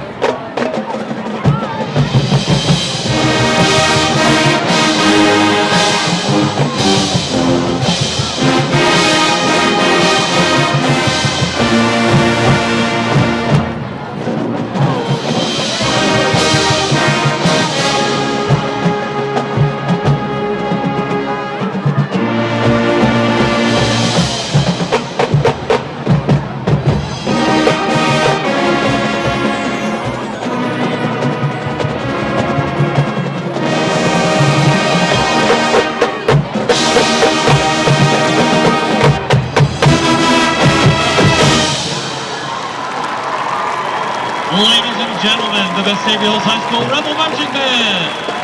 Color guard sponsors are Mrs. Erin Dearman and Mrs. Jenny Spratley. Majorette sponsor is Ms. Andrea Burris. Rockhead sponsor is Mrs. Angela Vestavia Richardson. Band entertaining everybody. And another great performance to wrap up the season for the Rebels. We'll take a 2-minute break. We'll come back with more. You're watching the Rebel Nation Sports Network.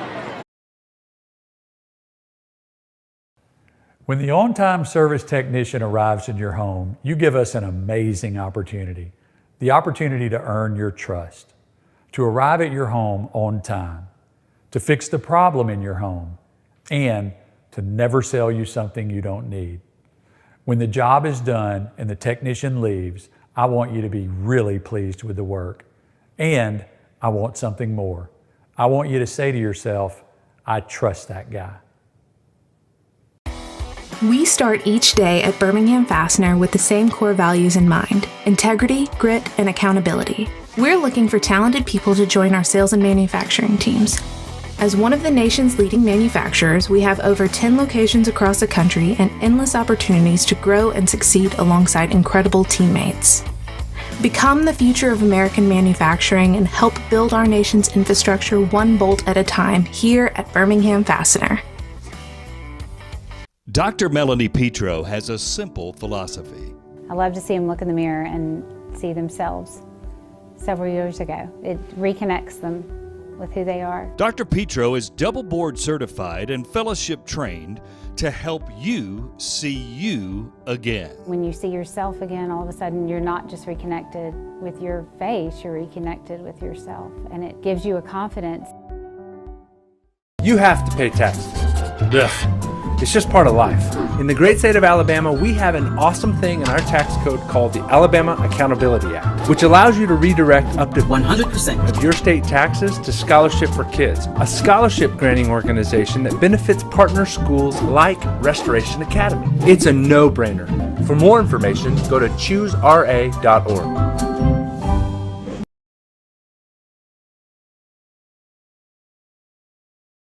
Welcome back to Rebel Nation Sports Network. Scott Griffin, Chad Pilcher, BJ Milliken, our incredible crew here. And how about the Vestavia Band? They're going to Rome, Italy. Yeah, that was an awesome performance to end the year at home. But recently, the Vestavia Band and Choir selected to perform in the New Year's Day Parade in Rome, Italy on New Year's Day 2024. Wow. That is a great recognition and accomplishment for the band and the choir at Vestavia Hills High School. So we congratulate those young folks as they will get to take a trip of a lifetime on New Year's Day 2024. Incredible.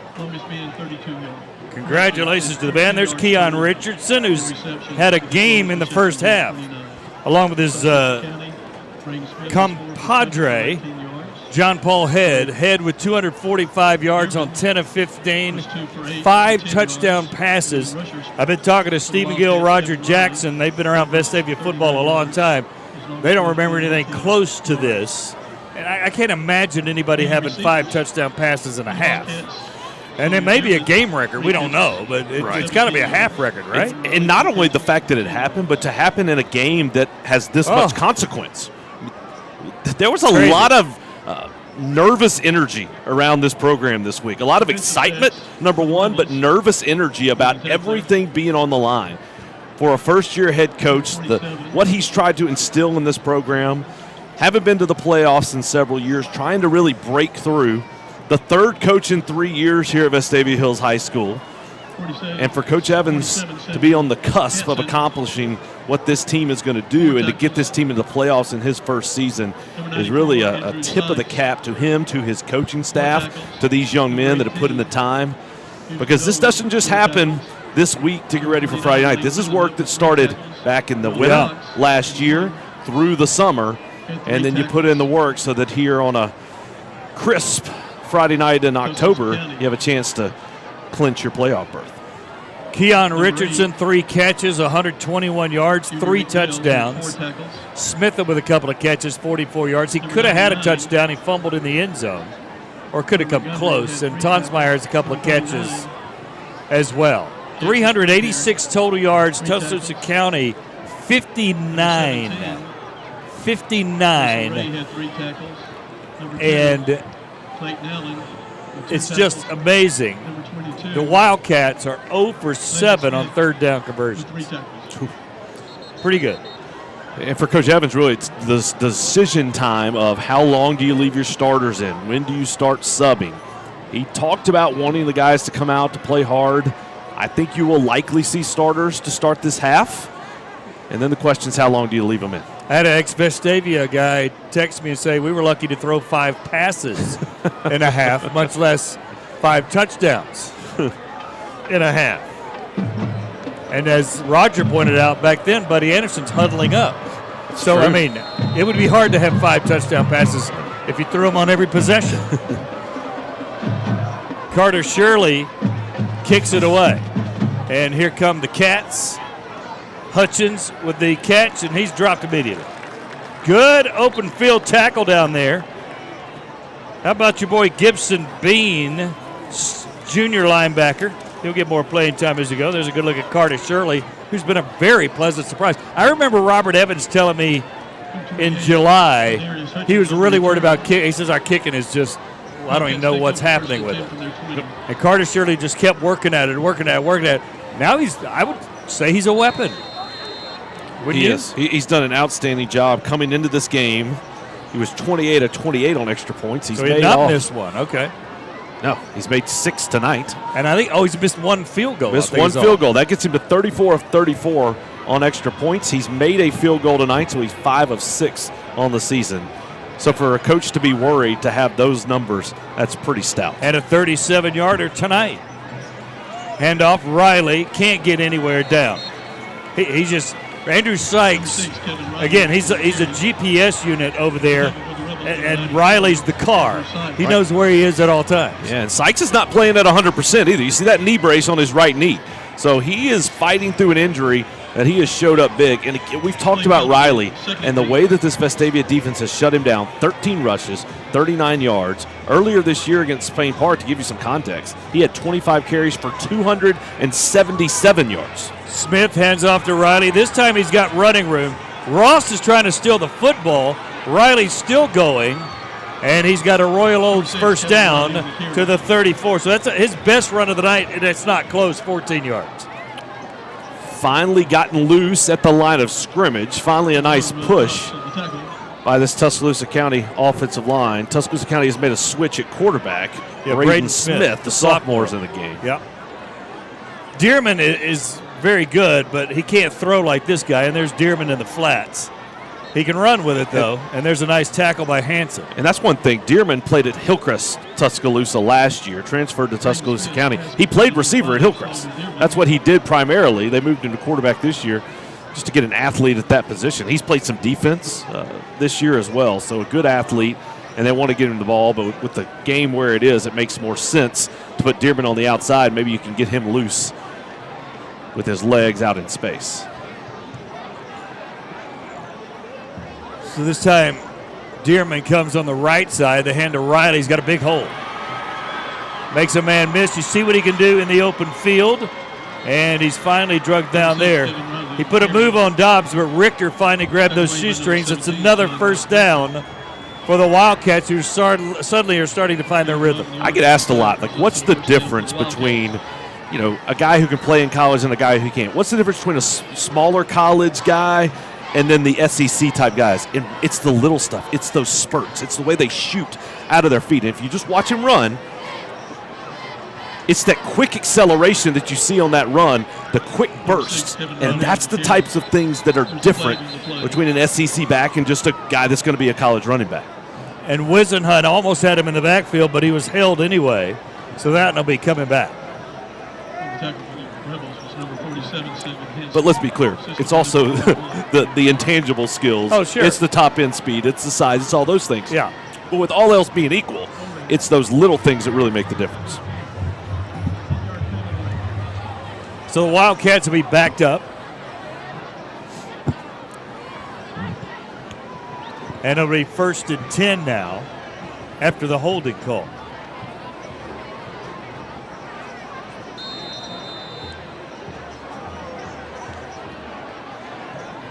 First and 10 from the 38-yard line. 1st and 20 from Wildcats. I should say 1st and 20. Hutchins giving Riley a breather, but he's got pretty good running room, and a scrum breaks out. They'll finally blow it dead at the 42. So it's a 4-yard gain. And we'll see what happens on this series of downs. But after that first carry, that was a nice carry on first down for Riley. Instead, that penalty pushes them all the way back to the 38-yard line, and now you're looking at a second and long. Looks like we got another penalty flag on the play. The officials talk it over. We're going to back them up even more. Motion penalty against the Wildcats. Still first down, and that'll back them up another 5. And that's the 9th penalty of the night against Tuscaloosa County. Meanwhile, the Rebels had 3. They had none for a long time.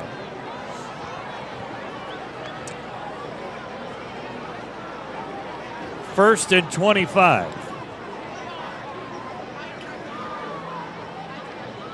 Smith to Hutchins, really quick, but again met by the Rebels. But the County High continues blowing. I don't know why they let them not blow the whistle there to stop that play.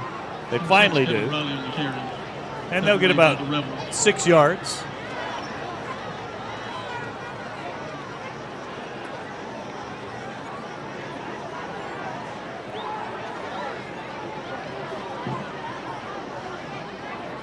Second down and about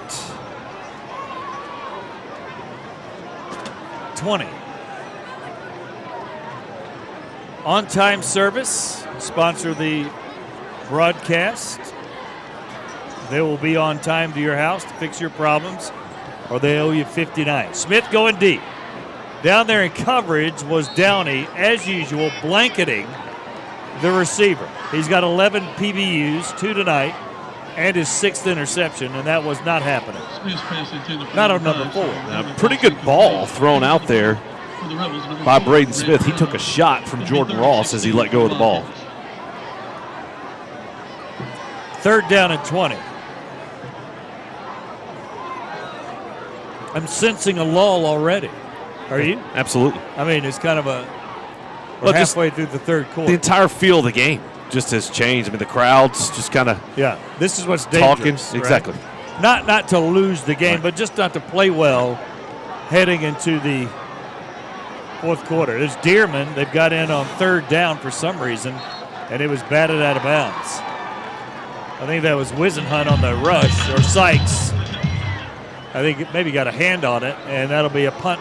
It's kind of weird they put Dearman in on that play. Well, Jordan Ross was over there as well. You see him all excited. As that play was over, he got pushed on the Tuscaloosa County sideline. And so after he made a very good, very athletic play, and when he's 100%, goodness gracious, I mean, he is flying around. He had a good game last week, and he is flying around the field tonight. He's got offers from Tennessee, Auburn, Clemson, Georgia. There's Downey with a fair catch. This will be the Rebels' worst position in a long time from the 17-yard line. And that's where John Paul Head and the offense will begin.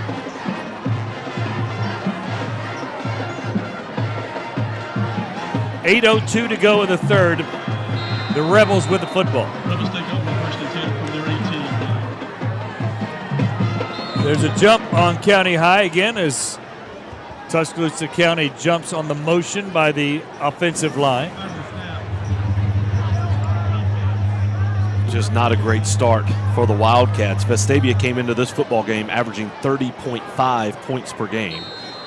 Already put 45 up in the first half. Yeah, that'll jump those numbers up, won't it? Tonsmeyer, huge hole. Left side, 30, 35, still on his feet, grinding, taking about 8 cats to get him down. He's still not down. Finally, to the 37-yard line. That's a first down, a Royal Automotive first down. This has been a really good performance tonight by this Vestavia offensive line. They have controlled the line of scrimmage, gotten good push. We didn't get to call out the names, but a little earlier on that screen pass to Tonsmeyer that went for the touchdown. Clint Porter and J.D. Livingston were down the field. Terrific. And just wiped it out. I mean, just wiped out any defender in the space. This offensive line's been really good tonight. Smith, Ainsworth, Mollison, Richardson all go left, short side. They ran this a lot. There's Head. He's wide open on the right side. 45-40. Hugging the sidelines. Can he outlast the Cats? Stutter step. Still on his feet. Touchdown! Paul Head dragging some Cats for 6. And Franklin again running that early in the game, right? Putting power, running to the short side. This time he cuts to the wide. John Paul Head, a good play call. He breaks the tackle at the line of scrimmage, shows the speed at the last minute, cuts back, uses the stiff arm, and then fights forward to fall into the end zone. Touchdown, John Paul Head, and the Rebels go over the 50-point mark. John Paul Head has his hand in 6 touchdowns, 5 throwing, 1 running. He's got 101 yards rushing, 245 throwing. He's going to be a real candidate for player of the week, and we're barely in the third quarter. We'll take a break. You're watching the Rebel Nation Sports Network.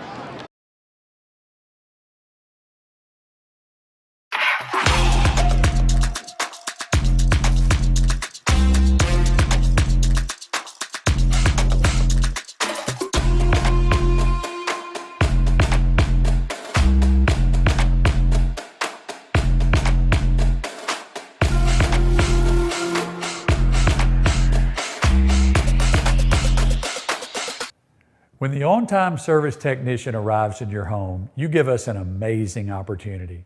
The opportunity to earn your trust, to arrive at your home on time, to fix the problem in your home, and to never sell you something you don't need. When the job is done and the technician leaves, I want you to be really pleased with the work. And I want something more. I want you to say to yourself, I trust that guy.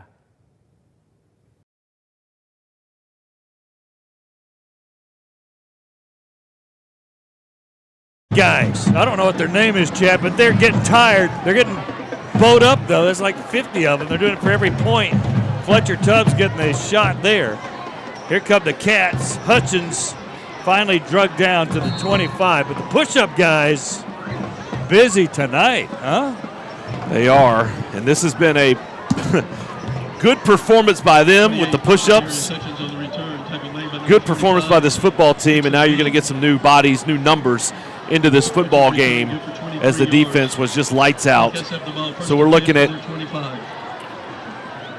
bunch of new guys. About 29 minutes into this game, so we're about halfway, a little less than halfway through this third quarter, and the Vestavia defense has only given up 93 yards total offense before the first team came out of the ballgame. Roman Manners is in, a sophomore defensive lineman. Bond Douglas, Gaines Johnson, a lot of guys in, and immediately, how about William Douglas, the senior, getting a tackle on Hutchins. Tackle made by number 40. And he'll run out of the game. Gain of 3 yards. So it's a good time to get some guys good playing time in a region game because 9 of the 11 starters are seniors, as you know, Chad. So great time for guys like, you know, the guys we just mentioned to get some time there. There's a good look at 53, Roman Manners. Again, he's a sophomore. Deepman drops, throws it deep, wide open, got a man. And that was Jaden Daniels, Kent Vickers, I should say, on the coverage. Jaden wears 3 on offense, obviously. And he got behind him. That was Coleman Cooper with a catch. A little bit of a pump and go there. Pump to the outside, run the deep route. And one thing you want to do, especially with a big lead, you want to keep everything in front. Don't want to allow to get anything to get behind you in the secondary. But Tuscaloosa County with a nice play call, and they execute it there. And so they're now there at the 35-yard line going in. Well, this is where you learn. Football dropped, I think. A little discombobulation there. And picking it up is, again, Manners. There's an injured cat right there waddling around. And that's really been the story for Tuscaloosa County. They haven't had much go their way here tonight, but even when they get a big play, they got a chance to maybe put something together, and then they just have a messed up snap there on the first down, so now it's 2nd and 10. Jacob Herr is in there, Gaines Johnson. A lot of backups. There's Riley inside, and they do a nice job stacking him up. Football came out. The Rebels got it, but they're not going to give it to him. Gibson Bean was in there. Yeah, senior. Bean holding up the football as he came down. I should say Gibson's a junior. And that's one thing. It hasn't mattered what team is in here. We'll watch this play again. As it's coming down, Bean ripped the ball out. Yeah, they didn't see ripped the ball out. Now, it depends on when the whistle blew. Riley's injured. Ooh. Riley, the running back that has offers from Arkansas, Miami, Penn State, is slow getting off the field. Let's hope he's okay. Barely Dragging putting his any foot. weight on that left foot. Don't want to get. That's the thing for Tuscaloosa County now, because this ends your opportunity to get into the playoffs, and you just don't. Nobody wants to get anyone hurt ever. Certainly not a young man with a future like that. 3rd down and 10. Smith, the backup quarterback, is in. Fakes to Hutchins, throws deep. This time in better coverage. Wow. But going up to get it. That was Cade Dearman. Lancaster, right? Or was that Dearman? I think it was Dearman out there at the receiver position. It was Dearman. Wow, he went up and got it. And that was actually really good coverage by Caden Daniels there in the secondary. He was in the perfect spot. Dearman just made an outstanding play. Hutchins, left side, and he's brought down immediately. Good tackle there. And that was Dylan Jaquez, the safety, coming up playing linebacker, really. Yeah, that previous catch by Dearman really shows the athleticism that he has. That ball was just tossed up. Just throw it up, see if my guy can go make a play. And Dearman's only 5'10". Right, and Vestavia was in great position. I mean, well defended, well executed, just a better play by the receiver to go up and catch it, snatch it out of the air.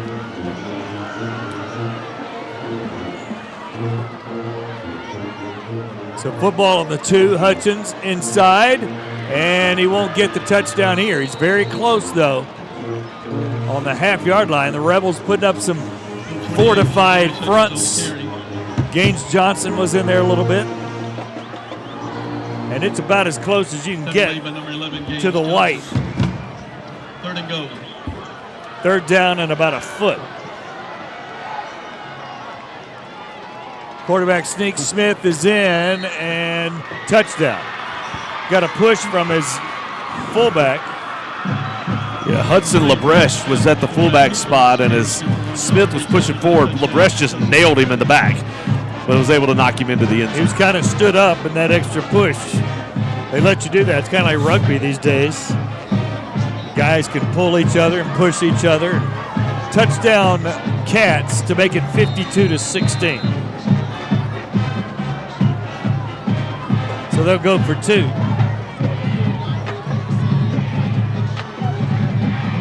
Dearman rolling right, throwback. That always works, right? To Cade Lancaster that time for the 2-point conversion, 52-18. We'll take a break. You're watching the Rebel Nation Sports Network. Dr. Melanie Petro has a simple philosophy. I love to see them look in the mirror and see themselves several years ago. It reconnects them with who they are. Dr. Petro is double board certified and fellowship trained to help you see you again. When you see yourself again, all of a sudden you're not just reconnected with your face, you're reconnected with yourself, and it gives you a confidence. Said I'm all about it. Yeah, yeah, yeah, yeah, yeah, yeah. Said I'm all about it. Yeah, I'm all about it. Said I'm all about it. Yeah, yeah, yeah, yeah, yeah, yeah,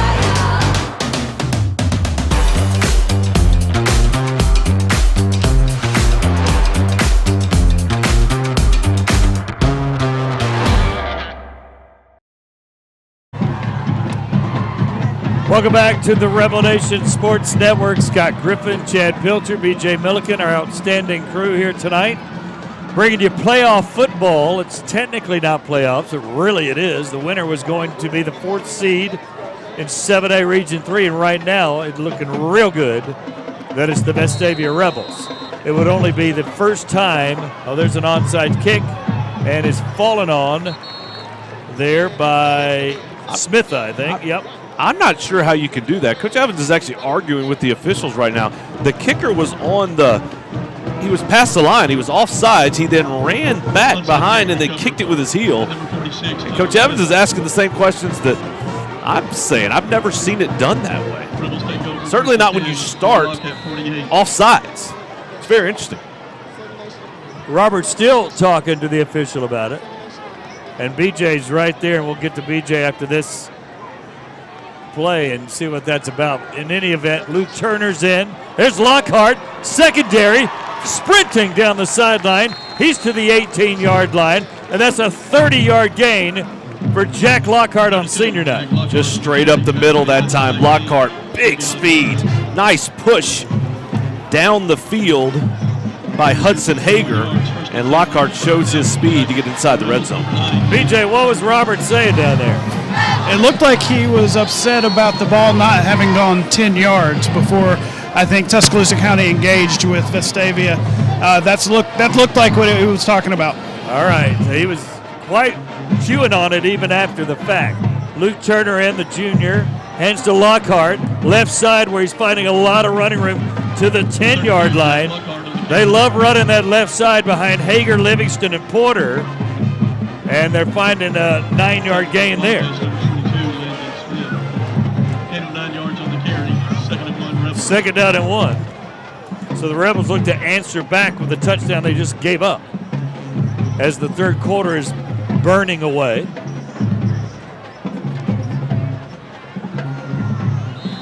And once again, they get a jump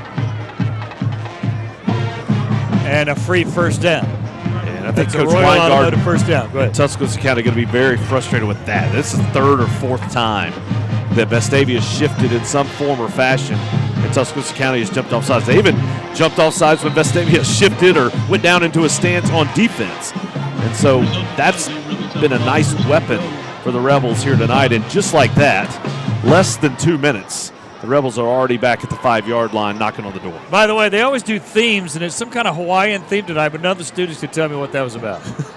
But they're wearing Hawaiian shirts and leis, as you see. I saw it. I have no idea why. They can't explain it. But it's Hawaiian night. Pretty cold this week. It's Hawaiian night here. First down and goal. Turner hands to Lockhart. No, he kept it. That time he kept it, and Clayton Allen went in there and took it down. It was a good fake because I thought he gave it to Lockhart. Well, typically the guy you're reading is the one who tackled it. So that's the one where it's hard to read those sometimes when those defensive linemen are scraping off hard. That's that zone read look. Probably wanted to give that one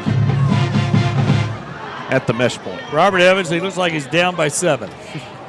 That's what I love about it. It's always to a standard. Forget the scoreboard. Turner throwing, got a man. Smith just beyond his fingertips. I don't know if he'd have scored, but he'd have gotten inside the 5. Another good play call after you'd run it several times in a row. Go with the play action, but good pressure by Tuscaloosa County forced Turner to throw the ball before he was ready, and that's what caused it to be a little bit out of the reach of the intended target. Turner's done I'm going to guess he's the best backup in this region, wouldn't you say? I mean, they almost beat Hoover with the second-string quarterback, and he played well in that game. He's very capable and a really good thrower, and he does that very well. And there's a touchdown. On cue to the senior, John Freelow. How about it? Junior to senior, Freelow gets a score on senior night. Throw it up, let your guy go make a play. Nice ball by Turner. Good recognition by Freelow. He high points it, doesn't Catch it at the highest point. That's what they teach. Well executed. Another touchdown for the Rebels. And that drive puts Vestavia over 500 yards of total offense for the night. 58, now 59 to 18. We'll take a break. You're watching the Rebel Nation Sports Network.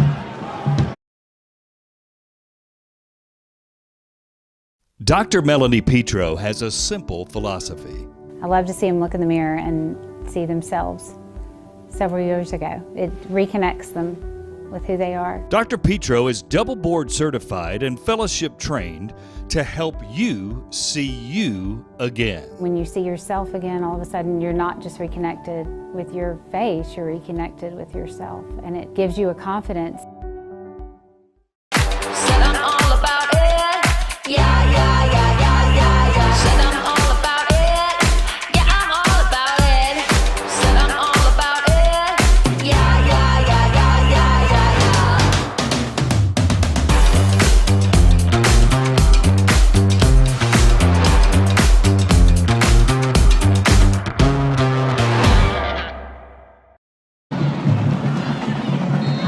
Welcome back to the Rebel Nation Sports Network. Scott Griffin, Chad Pilcher. We want to thank JV, John Brasiglio, sitting in for John Rocket, directing tonight flawlessly. Not a surprise. There's Hutchins bringing it back. Abby doing their instant replay. Fantastic job. Cruz Johnson, of course, on camera. Fletcher Tubbs on camera. And Randy Mize on the play-by-play camera as well. Of course, Roger Jackson and Stephen Gill. Let's go to BJ. He's got shtick, he tells me. BJ. That's right. You know, Griff, it's been a long-standing tradition. Anytime a big win happens in sports, you see the stuff behind me here, the Powerade, right? It's not the other word bath. It's a Powerade bath. Might we see that here in a little bit? No way. So I'm going to put it. I'm going to say right now it's questionable. Okay. Questionable. Why would that Not be? sure. Why is it questionable? I can't say, but I've gotten some opinions from some of the players on the sidelines. Questionable right now, so we'll keep an eye on it. So make sure that if it happens, we have cameras on it. Okay. All right, and be sure the gear doesn't get wet down there when they get you. I'll protect it with my life. There you go. All right, look. Do you like the Gatorade bath? Are you a fan of that? Oh, should always do it. Really? Always, yeah. Do it. That's the player in you. We'll take a break. You're watching the Rebel Nation Sports Network.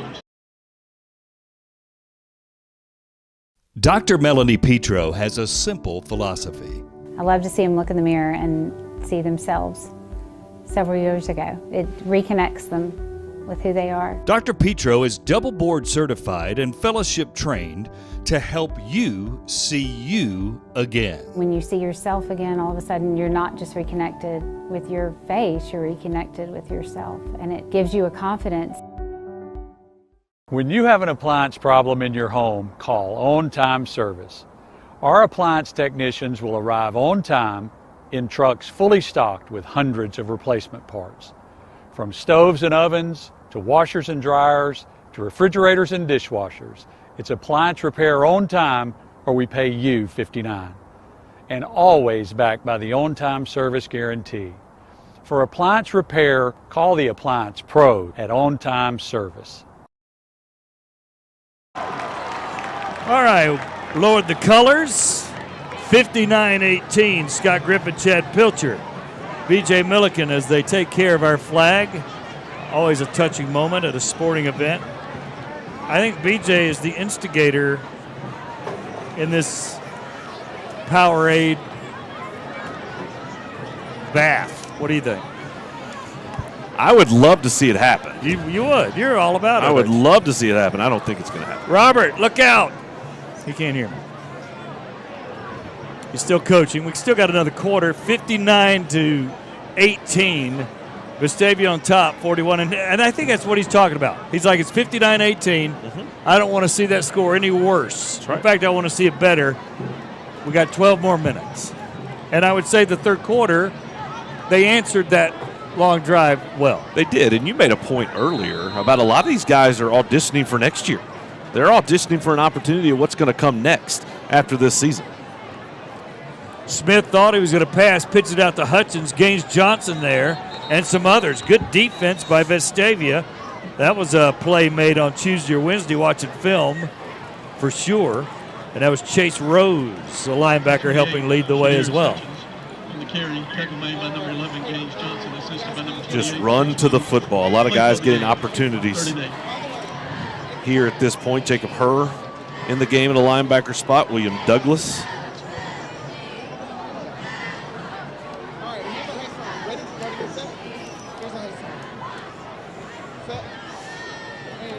Second down and actually third down and 8. Smith rolling, taking a shot. He's got a man. It's Dearman, and he's down. Daniels, who's going to be a good corner too, but Dearman, I think he's got a cramp or something. No, he's okay. They got past past Daniels on that pattern. And that time it was zone coverage rolling over the top. You had the safety rolling over the top. Just didn't get there quite quick enough. It's a good ball by Smith to lay it up, and you're seeing some of the athleticism from Dearman. That's why they like him so much. Big Mitch Taylor's in there, senior defensive tackle, 77. Always a great number on the defensive line. They hand to Hutchins, and coming in there hard was Douglas. 28, Hutchins on the carry. William Douglas, senior linebacker, would start at most places. He's that solid. Rushing the football tonight for Tuscaloosa County, 30 carries for 66 yards. Just about number 77, Mitch Taylor. That's pretty good. 2 yards a carry. And the 156 passings come on a couple of big passes. 2 long passes to Dearman have probably been 2/3 of those yards. So they've hit a couple long balls there. Vestavia with 508 yards in high school. 2nd down and 12. Is that Riley? Riley's back in. That's good to see. But he is knocked down hard. And let's see who gets up off the bottom. And that's number 29, Thomas Brown. Another senior defensive lineman in there, making a great play. Very happy to see Riley back in the ballgame. A little surprised to see Riley back in the ballgame. If he's back in, that means his leg's feeling okay. But with the score where it is and the point in the ball game, I am a little surprised they put him back in there.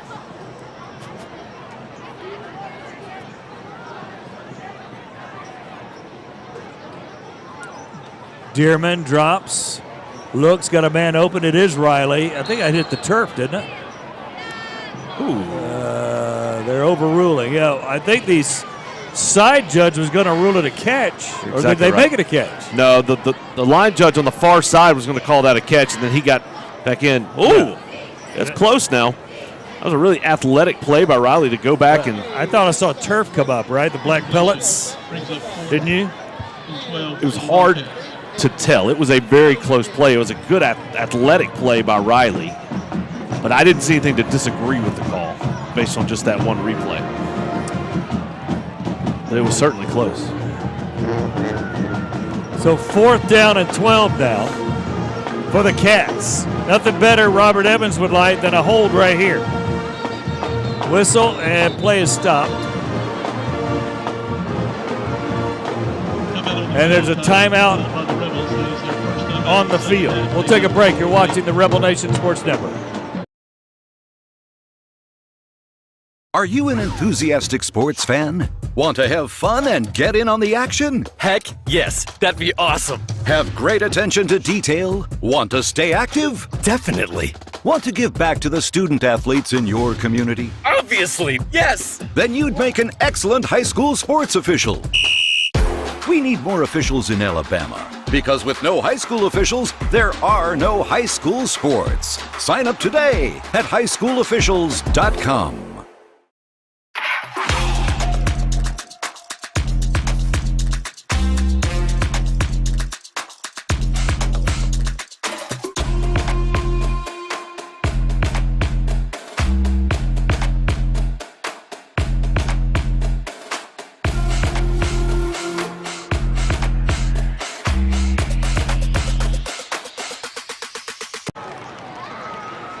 And we're back. Let's take a look at the replay you just missed. A 4th down play, good defense, pass coverage there on it. And the instant replay kind of went funky there. So we'll try to get that back for you. In any event, they tried a pass in the flats, and it was knocked down. Good play by Caden Daniels and others back there. Yeah, good stop by the defense after giving up a long pass to down the sideline to put Tuscaloosa County with an opportunity to potentially get some points. The Rebels stiffened up in the run game and then made a nice stop on 4th down. The other Tonsmeyer coming in to get some carries. That's Cross Tonsmeyer, and he'll get 3 or 4 over there. I think B.J. Milliken's going to make his way to a cheerleader here in just a moment. So we'll go down to him in just a second after this play, because I think Vestavia's going to start huddling up a little bit. We'll cut to the action as it goes while BJ talks to one of the senior cheerleaders, cheerleading her final game. Can't forget about those important entities around a football game for sure. Turner hands to Cross, left side's got a good run. still on his feet. That's a Royal Automotive first down and a run of about 12. But let's go to BJ while we watch the game. BJ. All right, yeah, Griff. You know, football players aren't the only ones who are doing senior night. This is Molly Coleman. Molly, senior night couldn't go much better, right? It's going great tonight out here against T County. And you guys are keeping warm. You know, the football players on the sidelines, they have to kind of hang out, but you guys get to keep moving, right? That's right. We try to keep it going and fast-paced as much as possible. What's your favorite part about these games and about the memories you have at Vestavia? I honestly think it's just the atmosphere. The student section here is great, as you can see, and I just love to be able to cheer on the sideline with all my best friends. All right, thank you. Get back with them and cheer the rest of this one out. Thank you, Molly. All right, there's one of the senior cheerleaders. Good job, BJ. It's second down and 9. From the 43, Tonsmeyer got another yard on that carry. 7:19 to go. This one pretty much in hand, 59-18. The Rebels will be in the playoffs for the first time since 2019, but the first time really, or the second time I should say, in about what, 6, 7, 8 years. 2015, 2019, 2022. So I guess 3 times in the last 9 years. Yeah. 8 or 9 years, yeah. Whatever that math is. Right. And after back-to-back 4 and 6 seasons, you're going to move to 5 and 4. You have a chance next week to have a winning season if you're able to take care of business last week. Vestavia's last winning season was also that 2019 season where they went 7 and 4. Right. You got a chance to better that. And BJ, what was your talk on that 93 to, what was the numbers on that again? I'm sorry, say that again? The numbers on that 21 out of 22 stretch. 21 out of, I'm sorry. The 21 out of 22 playoff stretch. Yeah, that goes back to 93. Yeah, well, it's 2019 was the last one, but it's only, that was the only one in 6 years, the last 6 years. Is that what you're talking about, Griff? Yeah, I'm sorry. And then 21 out of 22. Yeah, before that. Before that, yeah. Yeah, I mean, you look back. It's from 93 to 2013. 20 out of 21 seasons, Vestavia was in the playoffs. And I'll just read it through you. 2013, Vestavia went 11 and 3. They lost in the semifinals of the playoffs. Since that time, when it converted to 7A, so 2014, the first year of 7A, Vestavia went 3 and 7. The next year, they went 9 and 3, lost in the second round of the playoffs. 2016, 5 and 5, no playoffs. 2017, 4 and 6, no playoffs. 2018, 6 and 4, no playoffs. 2019, 7 and 4, lost in the first round of the playoffs. And then 2020 and 21, Vestavia went 4 and 6. Now they're going to move to 5 and 4 with a chance to have their first winning season since 2019 and their first playoff appearance since that time. Chandler Long, a senior, got the running play on that one. It's second down and 14. A lot of seniors get to touch the ball now. Luke Turner, the junior quarterback, still in there.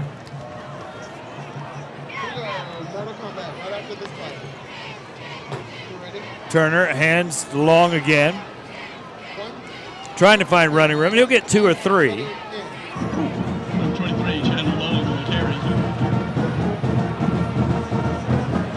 And it'll be third down and 12.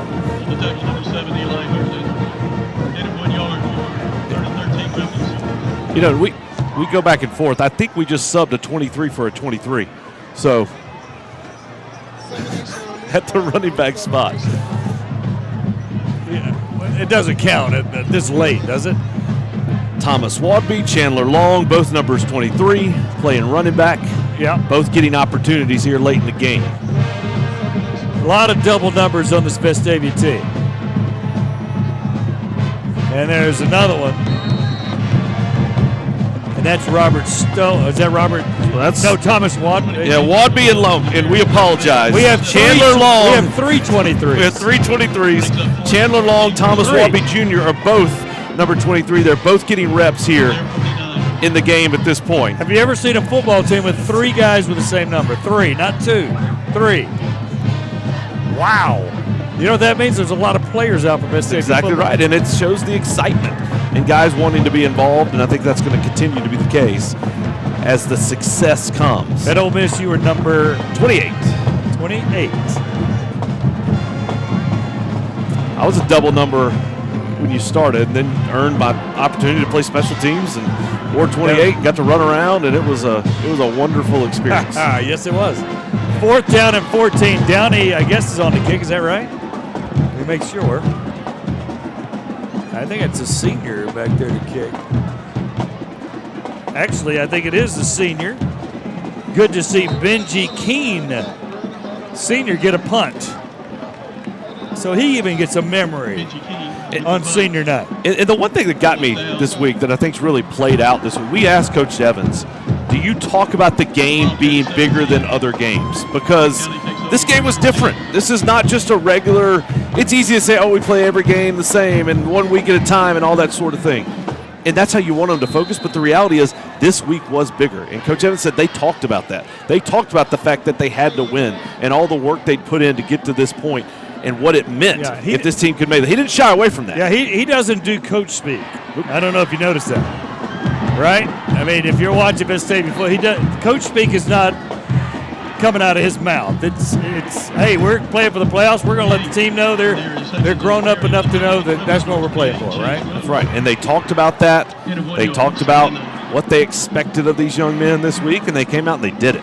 And they felt like they had a chance to be really good offensively tonight just based on what they had seen throughout the season for Tuscaloosa County's defense. And they did. They executed their plan exactly like they wanted to. Smith going deep. He's got a man open. Turn around. Oh, boy. Luckily, there's a flag down. Late flag on that. Morgan McInnes, a senior's in there, defensive back. I don't know if he interfered, but we'll see what they call. I think they'll call that, right? He turned around late. I think that's what they're going to say is he didn't turn around. I think that's what brought the flag out there. I didn't think there was that much contact. I didn't either. Throwing a flag at 59-18 is a little bit much, but nonetheless, it's a 10-yard penalty, so the Cats continuing to move. A lot of seniors on the field right now for the Rebels. Oh, football fumbled. Picked up. How about that? Hutchins dropped it. And Jacob Herr, the sophomore, I think, picked it up, number 29. I'll tell you what, Coach Evans wants these guys to play hard regardless of the score, and how about that? This defense, these last two drives, since giving up that deep ball to Dearman down the sidelines, this defense has played really, really well. They've made stops and have not allowed Tuscaloosa County to put any more points on the board. And Vestavia would like nothing better than to get into 60s. 59-18. Luke Turner's still in. We'll see what happens here. And now Brendan Marshall comes in the game at tailback. And I'll tell you, we talked about some of the historical stats that we have. According to Alabama High School Football History.org, Vestavia's highest scoring game, the most points they've ever scored in a game, is 63 in 2007. Highest ever? According to Alabama High School Football History.org. That's www.ahsfhs.org. Right. September 14, 2007. BJ, you got that, right? Highest point total ever in 2007 was 63. So if the Rebels put it in, that would set a scoring record for single game for the Rebels. So this is kind of important, is what you're saying. Could be. I don't think anybody's had 5 touchdown passes and a half. You've decided that's a record. I think we're calling that a record, yeah. Going around right side to the 20. Clock running. And that was Brendan Marshall, the junior running back. Number 34, Brendan Marshall. And nice tackle there by Drew Keller. Came out of nowhere to make that one. Play field of game, 32. 3rd down and 10 from the 20.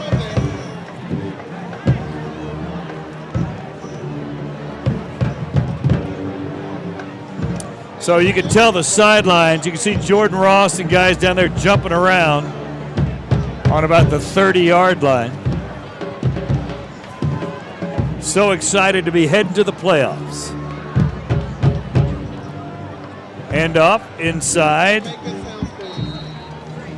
And I think that was I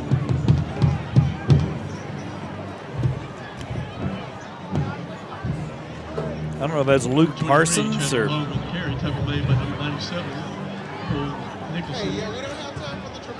oh, it's 23. I'm sorry, I thought it was 33. And that was Wadby on the run. 4th down and 7. They'll have to run one more play.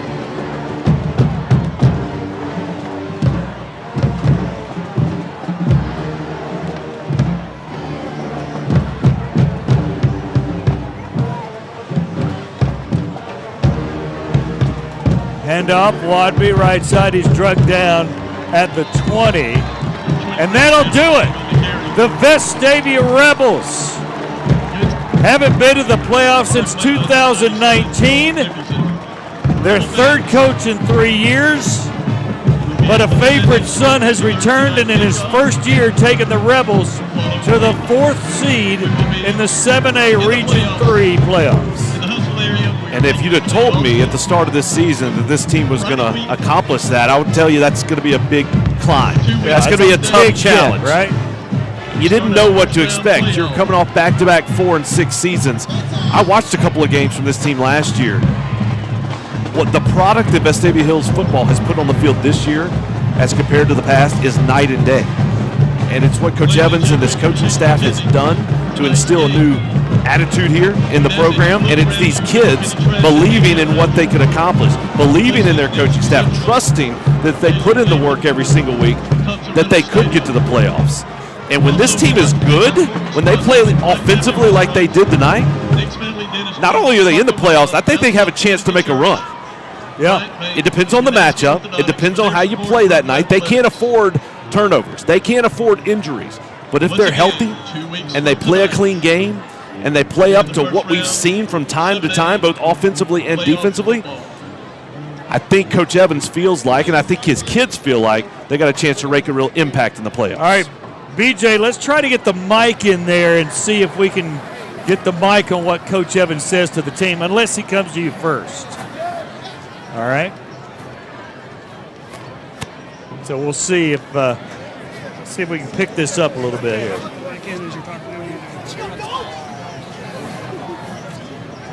going to say something I probably shouldn't say. He's shooting BJ away. I think Robert thinks that's a bad idea. So we'll let him have the team there. I can't imagine him saying something that shouldn't be heard 59-18. I don't want to hear anything after a loss, right? Jeez. Well, and what he probably wants to do is just talk to his kids about what this means. And probably, look, they probably all season long, you have goals. You have things you want to accomplish. They talk about what is out there. 2:19 left in the game. Hoover leads Thompson 9-0. We'll take a 1-minute break. We'll come back and hear from head coach Robert Evans. You're watching the Rebel Nation Sports Network. Lifeline's ministry is necessary because God has ultimately called the body of Christ to manifest the gospel to vulnerable children. It's an absolute certainty that God has called the church to be the vehicle to minister to orphan and vulnerable children.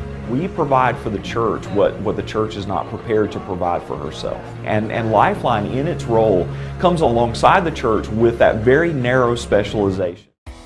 We start each day at Birmingham Fastener with the same core values in mind: integrity, grit, and accountability. We're looking for talented people to join our sales and manufacturing teams. As one of the nation's leading manufacturers, we have over 10 locations across the country and endless opportunities to grow and succeed alongside incredible teammates. Become the future of American manufacturing and help build our nation's infrastructure one bolt at a time here at Birmingham Fastener. And there is the excitement. Take a look down on the field. And let's go to B.J. Milliken with Robert Evans.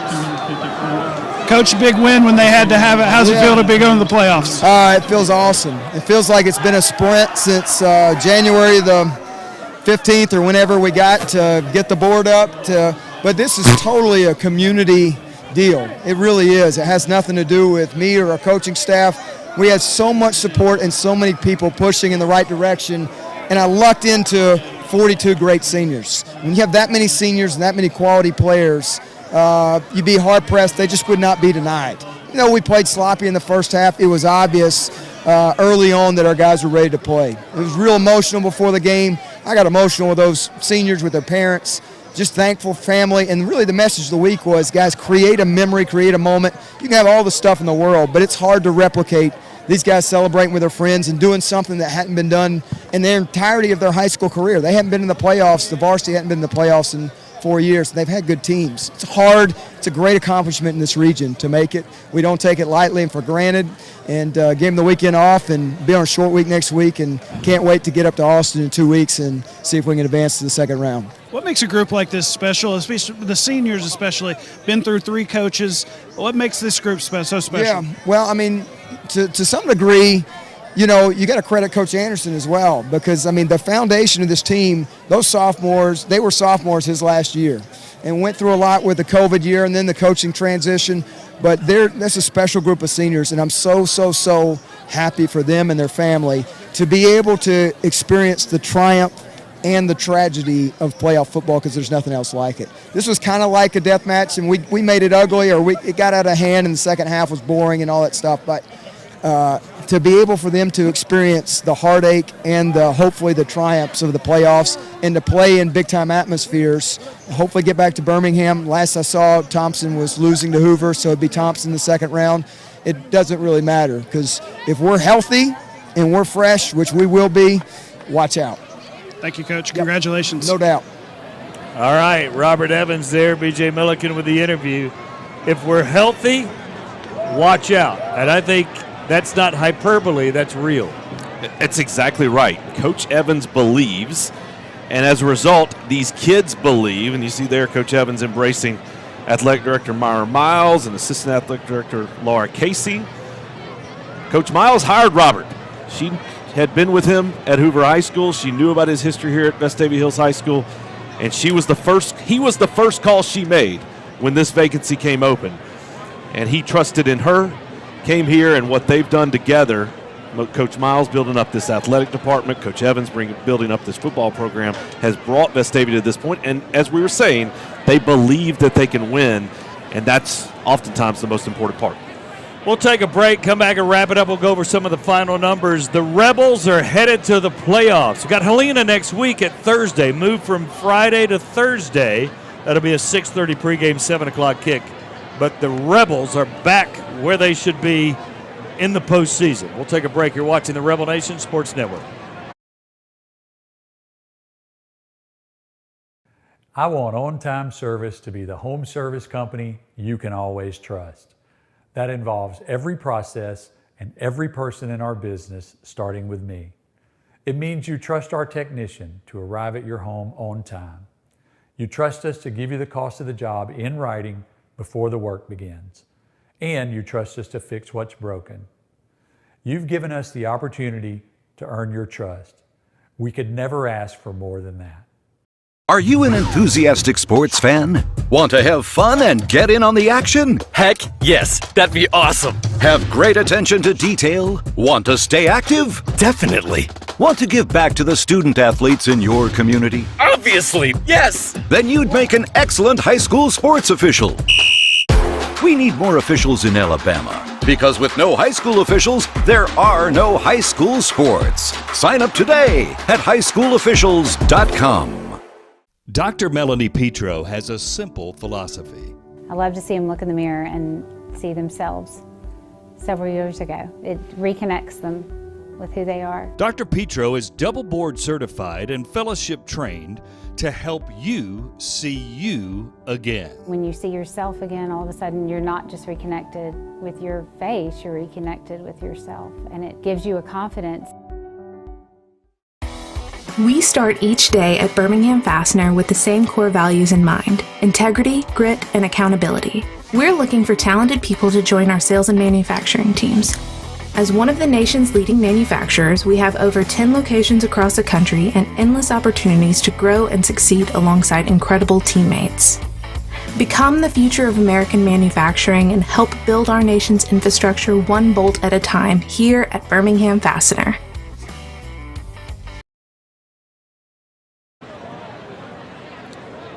There's the mob there, a lot of seniors, a lot of family, and that's what Vestavia is about, community, as Robert told you. Chad, you live in this community. You could certainly speak to that as well. We feel it, even though we don't live here, just being welcomed here with the broadcast crew, and it's just been a fun year, and it's not over. 59-18, the Rebels heading to the playoffs. Got another game next week, Helena, Thursday night, and then likely playing Austin in Decatur on that first round. We'll worry about that when it comes to it. Final numbers tonight, 24 first downs for Vestavia to 11 for the Wildcats. Total yards, 526 to 215. Passing, 254 to 156. Rushing, total domination, 39 attempts for the Rebels, 272 yards. Meanwhile, the Wildcats with an SEC back and some other good players. Hudson's ain't bad either. 33 carries, 59 yards. The Rebels with 3 fumbles lost, so they'll be cleaning that up, hopefully. They did have a sack, 4 tackles for losses, 4 penalties. Rebels 3 out of 7 on third down conversions. Tuscaloosa County was only 3 of 12, and a lot of those late when the game was over. Average drive start, the Rebels of 43.9. Tuscaloosa County 29. Time of possession never matters. We don't worry about that. We always lose that and win football games. What's the individual numbers? Yeah, looking at the stat that stands out for Tuscaloosa County, Sawyer Dearman, once he moved to receiver, had 6 catches for 106 yards, including a 53-yarder. Kevin Riley, the back who we talked about, has a number of offers to keep playing, was held to 17 rushes for 62 yards. His long was an 18-yarder. Braden Smith came in, did a pretty nice job throwing the ball. And then for Vestavia, just the offensive stats jump off the board. William Tunsmeyer had 2 catches for 2 yards. Well, excuse me, 2 catches for 32 yards, including a 29-yard touchdown pass on a screen play that he caught. Tucker Smith had a couple of catches. Keon Richardson, 3 catches, 3 touchdowns, 121 yards. One of those was a 53-yarder. And the way, not only did he caught the balls, but he turned around a few times, made catches. He ran past guys in the secondary. Easily his best game of the season. Running the football, John Paul Head led all rushers, 12 carries, 101 yards. Tunsmeyer put up 58 rushes. And Jack Lockhart, for the second straight week, gets 99 yards. He was almost there. He scored a touchdown, but just right on the cusp of that 100-yard mark. He's almost got 200 yards rushing, and none of them are 100 yards. Yeah. 2 weeks in a row, we have him at 99 yards. And then John Paul Head, I thought this was the best he's thrown the ball all season long. 10 of 15, 245 yards, 5 passing touchdowns for John Paul Head. All in the first half. Right. 59-18, the final. The Rebels heading to the playoffs. And what a great job. We want to thank our crew, John Versiglio sitting in for John Rocket, who's away on work. Did yeoman's work this week. Very appreciative to him. Abby, the media teacher for the Vestavia Hills High School, just stepped right in instant replay like she's been doing it for 10 years. We appreciate that. Of course, she also coordinates our students to do the student camps, and that's always terrific. Fletcher Tubbs on sidelines, fantastic. B.J. Milliken down there. Cruz Johnson, of course, on the color camera, and then Randy Mize on the play-by-play camera.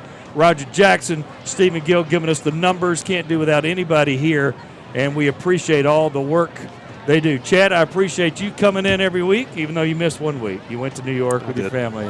But this was a heck of a year to be here, and we've had a blast. It's been fun doing this. It's been a lot of fun. Look, winning is fun. When you get to watch a team win and you watch a team grow, think about where we were week 1 against Mountain Brook, and Vestavia comes out and they played better than we expected, but they've grown so much more since then, and they're playing with a confidence right now that bodes very well as the Rebels head into the playoffs.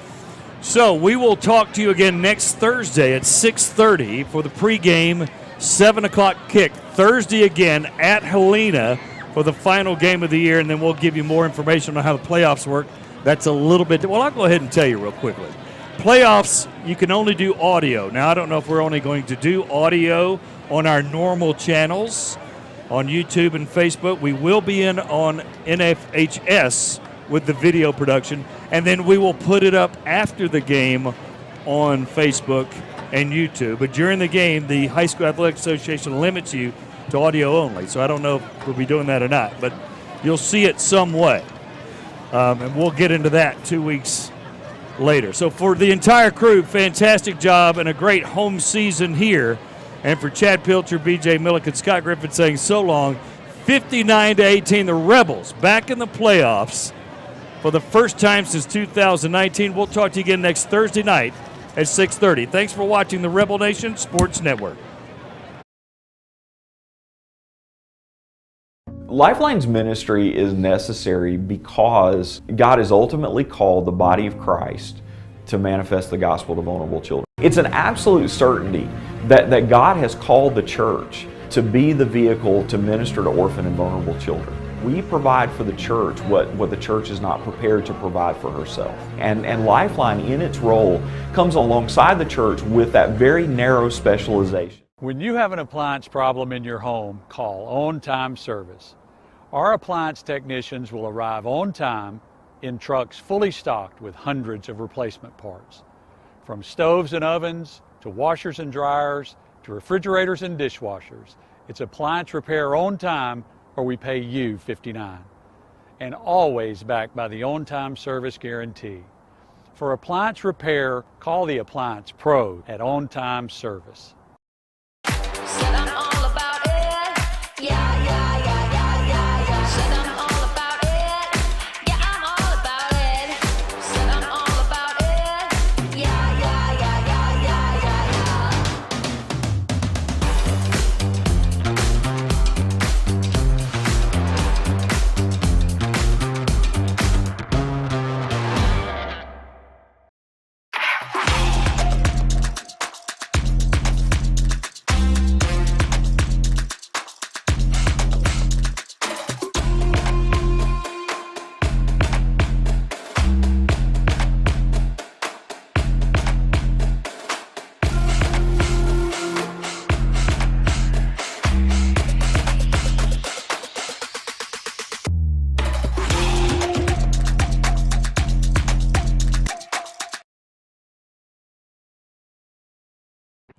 Murray Bob's in the game too, Jack. Football game. Come on, Vestavia.